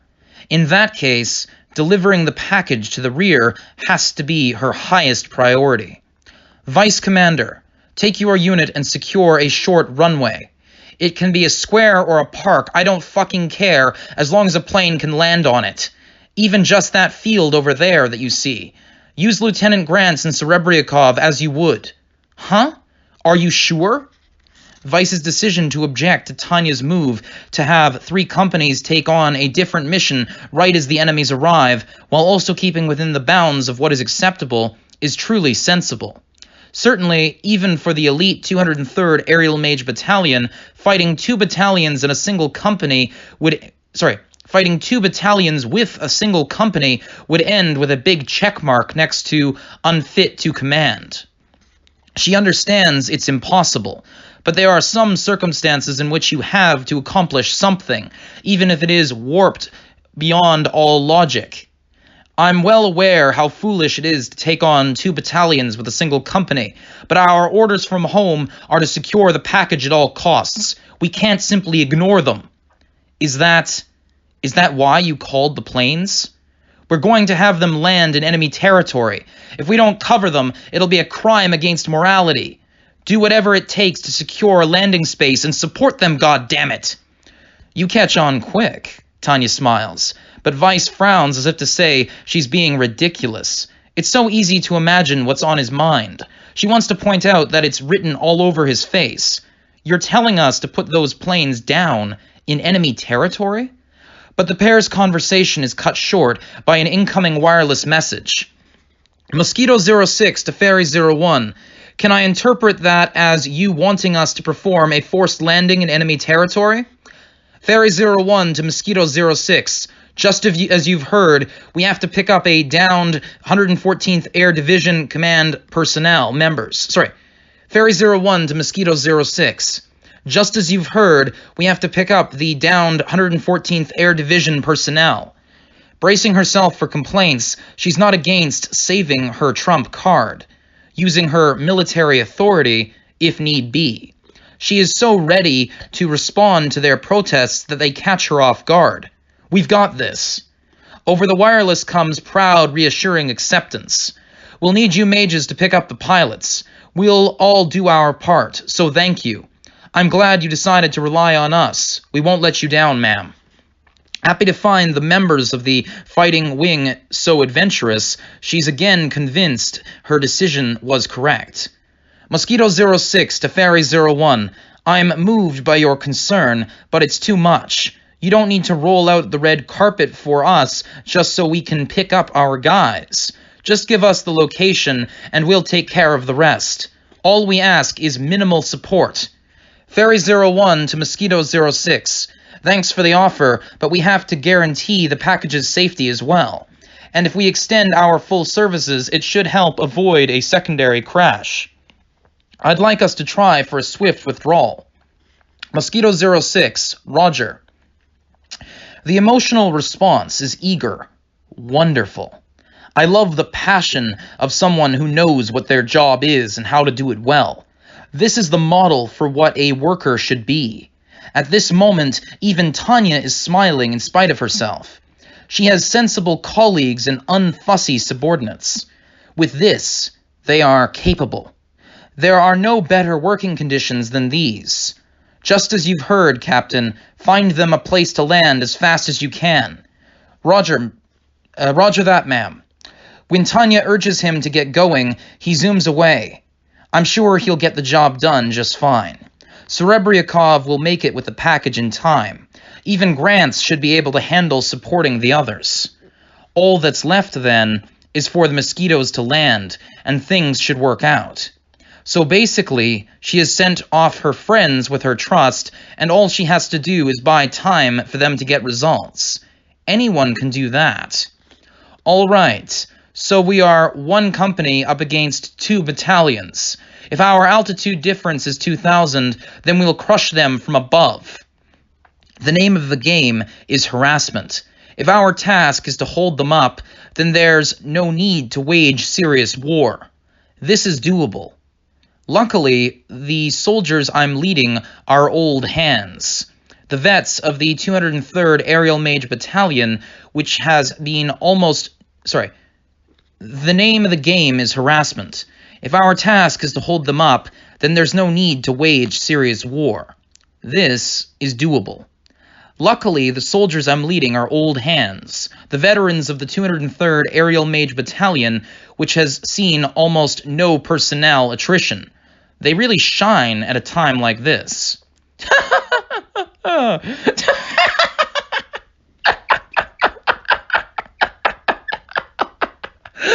This'll be a cinch. Troops, time to make ourselves a nuisance and entertain our guests. And now a change of perspective here.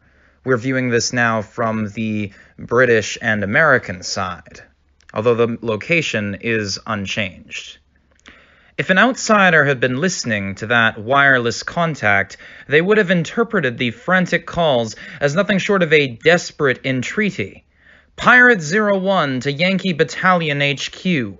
Urgent. Increase your altitude now. I say again, increase altitude. And Lieutenant Colonel Drake himself, as he called the Yankee Battalion, would have willingly admitted that that was what it was. Yankee 01 to Pirate 01. Sorry, please explain. Climbing above our operating limit could seriously affect how long we'll be able to continue fighting. Pirate 01 to Yankee 01. Look out for the approaching enemy mage company. The signatures indicate they are named. They are up at 8,000. I repeat, 8,000. I understand what you're saying, but it's only a company. Don't you think this is a delaying tactic to manipulate us into tiring ourselves out? Ah, shite. He was at wit's end with this awfully easygoing Allied unit. And because the Commonwealth was respecting the United States' request that its voluntary army be able to operate independently, he was stuck suffering through long, pointless arguments with the two mage battalion commanders. It was pure torture. But with that said, he couldn't force them to listen. Originally, a Commonwealth Mage Battalion unit was supposed to come along to support, but they failed to coordinate effectively, so there was no unit that understood where he was coming from. It was like having to play a card game with a bad hand, just utterly unworkable. Commander, I'll ask again. Please at least have 2 companies climb to guard against that company at 8,000. Yankee 01 to Pirate 01, I'd appreciate if you'd leave your advice for us at that. Intercepting them with the disciplined fire of 2 battalions is surely far more useful than having 2 companies bend over backwards. The disgusted request to essentially knock it off made Drake want to throw in the towel. Do the Yankees really think they're going to waltz in and scatter a bunch of mages who've a mind to try delaying combat at 8,000? Dream on. Apologies to the unit leader, but even the Marine Mage unit I'm from was at the mercy of the Devil of the Rhine. The idea that these Yankees can put up a fight is just sheer bollocks. But Drake was in an extremely tough spot, since all he could do was try to persuade him. The critical issue was that this interception had to happen right as he arrived at his new post. They barely knew each other, and Drake was painfully aware how useless it was to get into repetitive arguments before they even built up any trust. Pirate 01, I respect your experience, but I'd like you to understand that we have our own doctrine and respect that. I suppose this is what you'd call a proper lurch. I was dispatched to assist this less experienced commander, but he seems to take it like he's been saddled with an unnecessary supervisor. Jesus. Drake suppressed his urge to grumble and gave the situation some serious thought. His job was to keep the Yankee losses to a minimum. At this point, all he could do was wish for the Devil of the Rhine to go home. The problem was, the Devil of the Rhine was not only not attempting to withdraw, but was leading a company right towards them. The Yankees had decided their role was delaying combat, namely defense. Why don't they understand that the enemy is coming over here to actively hunt us? The Devil of the Rhine is fast approaching. How can you talk so big about driving her off? Pirate 01, Roger. Please forgive my rudeness, but I'd like to request permission to take command in the event that you become incapacitated, just in case. Please, Drake insisted, though he knew... Please, Drake insisted, though he knew it wasn't a very polite request. Even if the command structure was nominally the same, the voluntary army was, in fact, the regular United States Army. If he took command, the brass would throw a fit. If I get shot down, then go ahead. Thank you, Yankee01. Oh, no need. But I have to record that you made such an offer. I don't mean to bring your abilities into question, but I imagine I'll make a note that you don't seem cut out to be a liaison officer. Understood. But to Drake, it was a necessary measure for attaining the best of the rotten futures in a worst-case scenario. Drake had done his best. The rest was up to fate. In his position, he had done everything within his power to keep losses low, so he didn't have to fear reprimand or punishment. He had been faithful to his conscience and to his duty, which was why the enemy company is still gaining altitude. What? 9,500 feet. Assume strike formation. Prepare to intercept. Calm down, damn it. Don't get taken in. Keep our advantage in mind. We can beat them with numbers. No, you can't. Feeling ashamed, Drake had no choice but to accompany the Feeling ashamed, Drake had no choice but to accompany the United States mages on their charge into ruinous combat. He felt spineless, unable to shout at them to give up this idiotic endeavor. How helpless it felt to simply lack the ability to stop something from happening. Prepare for disciplined fire. Pump these guys full of holes. Ready to fire. The actions of the United States of America's mages took were perfectly neat and exactly according to training and the handbook. It was the best a unit with little combat experience could do. But when Drake glanced at the enemy movements, he had to sigh. We're not going to make it this time. The enemy mages charging at them from above were literally higher status. At a glance, it appeared they were striking in a scattered way, but they kept tight in their two-man cells. How can they support one another so well, diving from 9,500 feet at maximum combat speed? Can disciplined fire even compete with... Mid-thought, Drake's eyes widened as he finally realized the Yankees' fundamental error. In disciplined fire, unit members aren't able to move freely. In a Marine mage battalion, individual mages can adjust their spacing at their own discretion, but the soldiers in this Yankee battalion were all cadets until just recently. For them, the directive to maintain fire discipline will cause them to hold their ground, which will in turn be fatal. Holding their ground will mean sticking close together, bunching up into perfect targets. No! Drake was about to order them to break, even if it meant overstepping his authority, but he was too late. Commence firing! With the unit leader's order, the lines of fire shot out towards the enemy. They were astonishingly thin and feeble-looking for a force of 2 battalions. At that moment, Drake knew the enemy could infer the level of their training. The enemy company returned fire still in strike formation, but instead of the optical formulas you would expect in a highly mobile battle, they used 3 rounds of simple explosion formulas, optimal for shock and damage. It should have been possible to laugh them off as an attack that would never connect. But for the bunched-up Yankee battalion, it was a different story. The unit's internal communications filled with screams, and the panic rapidly swelled. To the commander and non-commissioned officers who were supposed to be calming them down, it was obvious everyone wanted to flee. Shit! They took out a whole company with just one attack! This is Pirate 01. It's urgent. Yankee 01. Yankee 01. Please respond. God damn it. Trying to pull things back together, Drake called over the wireless, but he already knew. These bastards have cursed us, by God. They made sure to decapitate with the first strike. They took out the chain of command to turn this into a chaotic dogfight. Even among Imperial Mage units, the Devil of the Rhine was specialized in decapitation tactics. Vexingly, even if you know the logic of it, it's a brutal move that is hard to defend against.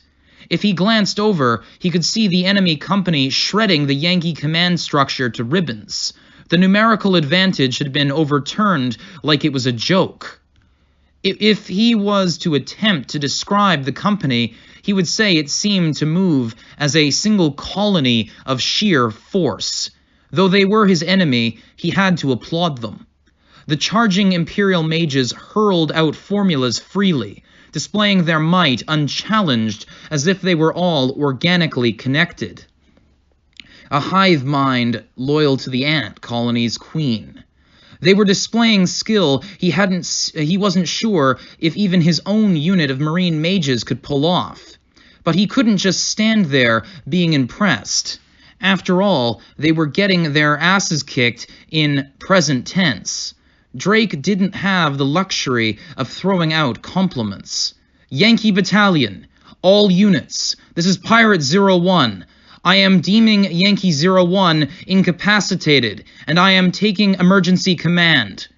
Yankee 05 to Pirate 01, do you actually have any authority over us? Drake was about to protest God's absurdity with all the words he could think of after such an obnoxious argument, but in the next moment he was compelled to do the opposite. Lloyd, you fucking idiot, shut the hell up! There was still someone with a lick of sense, and he was higher ranking than the stubborn one. Drake wanted to praise God for this blessing among his curses. Yankee 03 to Pirate 01. Roger that. What's your plan? Our losses will be too big in a dogfight. Prepare to withdraw immediately. Understood, sir. Y'all got that, right? All units, we withdraw. A temporary withdrawal. We will take some distance and regroup.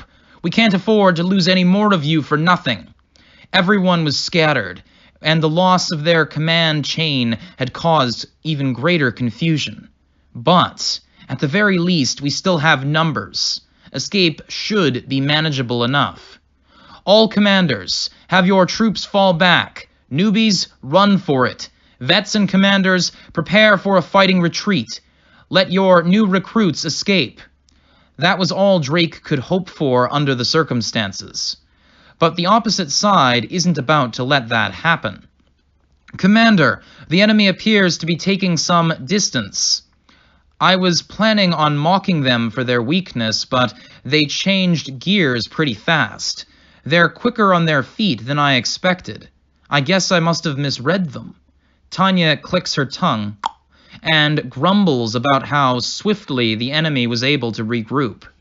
Since their discipline was so lousy for a Commonwealth unit, she expected a training unit or second stringers. But having actually engaged, she has found that although they are weak, their chain of command thinks surprisingly fast. Does that mean some vets or instructors are attached as support? I wonder. Major, what do you think we should do? We can't pull out now. We'll just have to make the fight even more chaotic. Latch on and don't let go. Sick 'em, boys. If we allow them to take distance, then what was the point of coming in so close? It's clear that despite her taking the initiative to swoop in and start a dogfight, the enemy is responding much more effectively. Almost none of them is hesitating about how to move. The simple decision to have the less trained mages flee and keeping the vets out as the rear guard is an optimal solution that reduces confusion under the circumstances. It seems unlikely that they'll collapse out of shock and awe. Still, the 203rd Aerial Mage Battalion improvises by concentrating their fire on the fleeing rookies to increase the chaos as best they can. It's not a bad call, aside from the fact that Tanya in the vanguard has to take on the most troublesome enemy. This is such a pain. Clicking her tongue again in frustration, she manages to get in a couple of direct hits as they accelerate past one another. Then, following fast on their heels, she gets the backs of the enemy mages in range as they try to escape. Tanya loads formula bullets to spray the careless mages with her submachine gun from a blind spot at an angle above them. They haven't even realized she's there. The assumption that she can't miss from so close turns out to be the beginning of her bad luck. An enemy magic officer, defensive shell at full power, zooms into her line of fire. That will to shield their subordinates is commendable, and after Tanya's shots, the mages fire a few formulas in retaliation. Luckily, they are shooting without really aiming, so she doesn't have to actively deal with them. But missing her initial mark was still a mistake. Ugh! The wide-eyed targets look to their slowly falling officer, then at Tanya, and with a shudder of rage, they charge in a way that can only be described as obsessed. All she has on hand is a spent submachine gun. Meanwhile, the enemy mage coming at her with a battle cry has raised a magic blade. In a dopey rush, but annoyingly, it also presents a danger to Tanya. She can request support, but Serebriakov is on the ground supporting the package. Her subordinates are also split up in pursuit of other mages, so it doesn't seem like she can rely on them as a source of nearby assistance.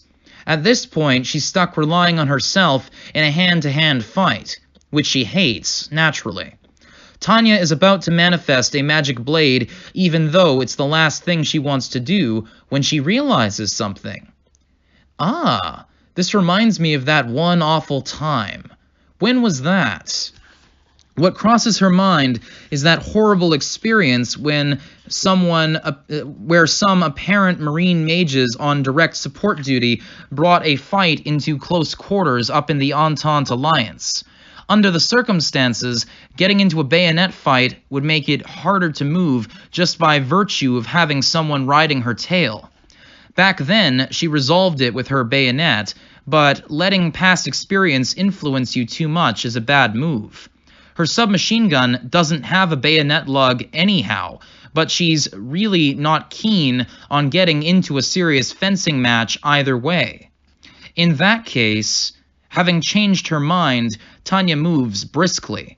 Promptly ejecting the empty magazine, she throws it at the enemy mage. The moment her opponent assumes a passive defense position, unsure what the projectile is, Tanya grins. You're mine. The mage is caught off guard when nothing happens, and Tanya speeds up and charges, wielding the wooden butt of her gun. A bayonet drill trick. She sends her stalk on an accelerated visit to the mage's abdomen. Ugh! Judging from the groan and the feeling in her hands, she's definitely broken some bones. Any normal person would die right then and there. But apparently, it wasn't quite enough against a mage with a defensive shell up.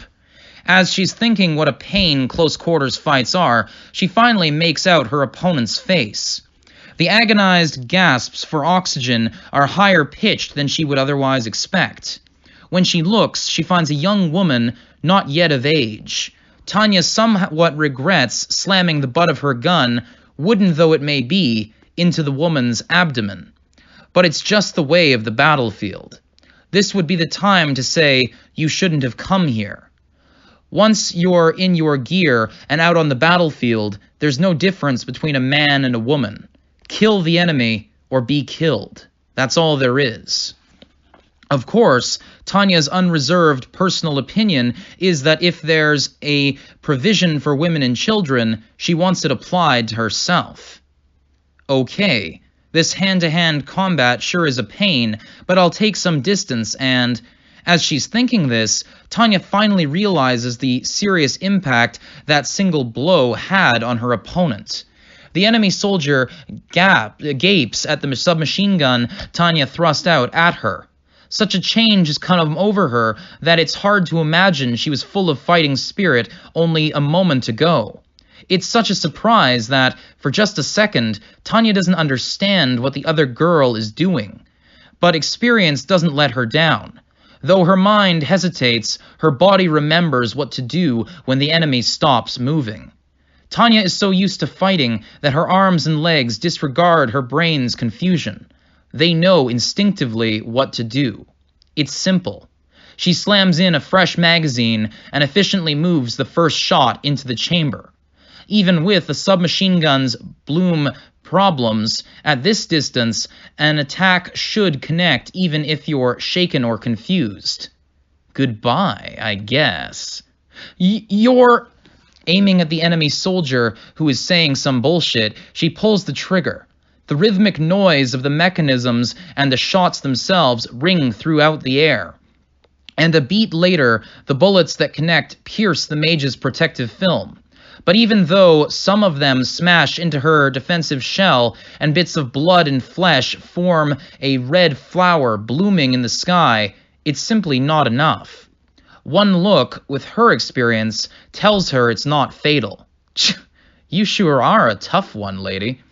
I emptied a whole magazine and couldn't fatally injure her. Is it because I underestimated her defensive shell? Or does this submachine gun just not pack that much punch? Clicking her tongue in frustration once again, Tanya takes some distance. 01, down and on to your right. At the same time, when she twists around, according to her subordinate's shout, she sees an enemy mage about to cast an optical sniping formula. Virtually by instinct, Tanya performs evasive maneuvers and checks out the rest of the area. That's enough. I won't let you kill them. I won't. A solo enemy is approaching with a scream. Is the idea to assist in escaping by distracting me?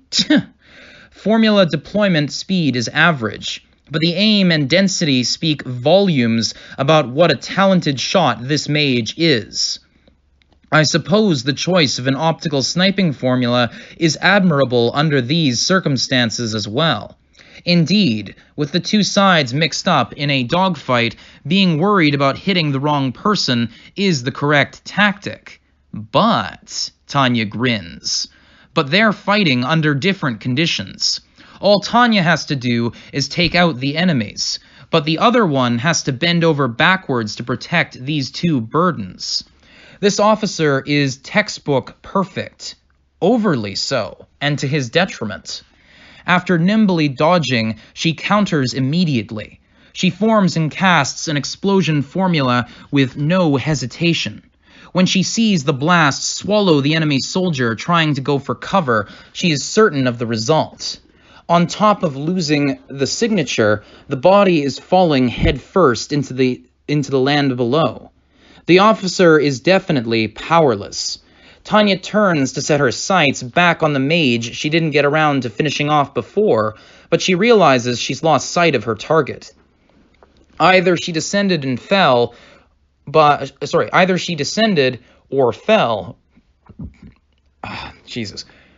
descended or fell, but it didn't feel like she had killed her. In fact, she was a better mage than Tanya had expected. Tough and quick to run, I really wanted to finish her off. The main assumption you can make of a talented mage who survives the battlefield is that they make it back alive and gain experience. That's only a matter of course. The fish that got away can grow to be unexpectedly big. Tanya has to admit that she feels regret in all sorts of ways. What a waste. But she can feel bitter for only so long. So I couldn't take her out. So what? Tanya clicks her tongue. Guess I missed a point. She sighs and shakes her head. We're going down. Any longer than this and we're stuck in a swamp. Prepare to pull out. At that point, Tanya's escaped prey had been shelved in her mind. It's important to cut your losses. As a commander, Tanya can quickly switch gears to consider the status of her unit. At a glance, it seems her troops are still fighting hard. But anyhow, it's an aerial battle. Aerial battles last only a few minutes and fatigue you so much more than you could ever imagine happening in a land battle. And fatigue rapidly increases the frequency of mistakes and thus casualties. Be aware of your limits. All units, if you drop out, it will be next to impossible to take care of you. Cover for each other in your pairs and get ready to withdraw. The situation being such that it is, they can't get out so easily, but neither can they stick around. That's what delaying combat is all about. Sorry to keep you waiting, 01. The unit has succumbed in getting the... Pardon me. Sorry to keep you waiting, 01. The unit has succeeded in getting the package safely off the ground. The package is now withdrawing at full speed. Great. We're pulling out too. Band together quickly, and let's cover one another as we go. So when Tanya finally receives the much-anticipated mission success notice, she decides it's time to withdraw at last. The mission is accomplished. Any further combat is too much risk. All companies, leave your parting gifts now. Give them 2 rounds of your explosion formulas at maximum output. Upon receiving the order, her troops scatter smoke and noise, less to hit the enemy than to slow their pursuit, and skedaddle. Withdraw. We're not picking up any dropouts. Any numbskulls who would drop out now aren't a member of my battalion. Huh? Are you telling us not to pick up any pets? That's right. You'll have to put it back where you found it. The bantering unit is the very definition of elated. As for their status, no losses. All that needs to be taken care of is a written explanation for why they jettisoned their heavy gear and anti-surface strike equipment. She can probably foist that fight on Gulba Control. I'll reread that sentence. She can probably foist that fight on Gulba Control. Well, Tanya thinks optimistically. I should call it a win that we learned something about combat rescue missions in enemy territory. A mage unit can perform anti-surface strike attacks as well as fish out any downed friendlies. In a way, you can almost say we pioneered a new realm of mage operations today. Troops, it's fine to enjoy yourselves, but cut the chatter. Withdraw. Withdraw. Yes, ma'am. And that ends the portion regarding Tanya's unit. We now again return to Mary Sue. Mary Sue experienced true hatred for the first time that day. It hurt to fall to the ground. Dad's... It hurt more than to be shot. That was my dad's gun! But compared to the pain in her heart, compared to the overwhelming hatred, she killed him! Mary Sue would never forget her. The gun that she gave her father. She thought it must have been lost the day he died. His hands, they were so warm, so endearing. It should have been held in those hands. But instead, of all people, an Imperial soldier, that devil, was brandishing it. How dare you shoot that gun? How could you? How could you? I gave it to my dad, and you... Dear God, why? I'll never forgive her. Not ever. Not her. Dear God, please, give me the strength. Please give me the strength to kill that devil. All right. Yeah, please give me the strength to kill that devil. Whatever. I like that line. Jesus, that is intense. Anyway, this concludes Chapter 5, The Battle of Dodo-Bird. And yes, the Americans in this were clearly the Dodo-Birds, and they died like a bunch of Dodo-Birds. Being idiots, clearly. And not being well adapted to the environment. Major comments that I want to make, also regarding the Americans in this chapter. The thing that they were mentioning about how the Americans were being super stubborn and not listening to the British tactical advice, that's in line with World War I and World War II as well. The British had basically perfected their convoy system for their navy, and when the Americans joined the war, they kind of stubbornly refused to copy the British convoy system for countering U-boat incursions for like the longest time. And their merchant navy ships suffered massive losses as a consequence of just sheer unadulterated stubbornness on the part of the American military bureaucracy of that time. Like, we're talking thousands of people's lives lost and many hundreds of thousands of tons of shipping sunk for no good reason whatsoever. So the fact that even in this alternate timeline, they're still maintaining that as a bit of a more obscure reference. I admire that on the part of the author, Mr. Carlo Zen.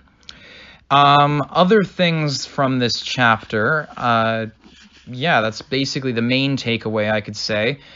On a more personal note here, it's now, at the time of finishing this recording, Monday, March 18th at around 5 a.m. here, 5:02 a.m. And this has taken me, God, almost a month to actually record this chapter. I've just been so busy with my courses and all the rest. So finally, I've got the free time to finish this one off, and one chapter to go.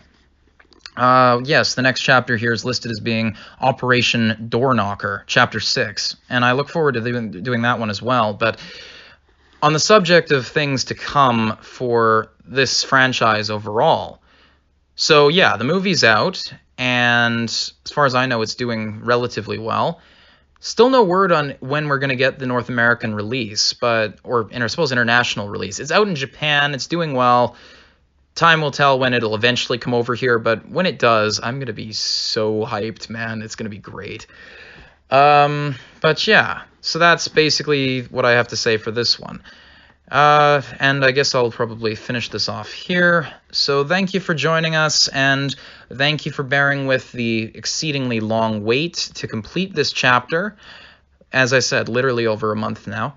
And I hope you'll stay with us for the final chapter of Volume 4, as well as Volume 5 in its entirety when that comes out in a few months. In any case, thank you for joining us. Have a wonderful day. Auf Wiedersehen.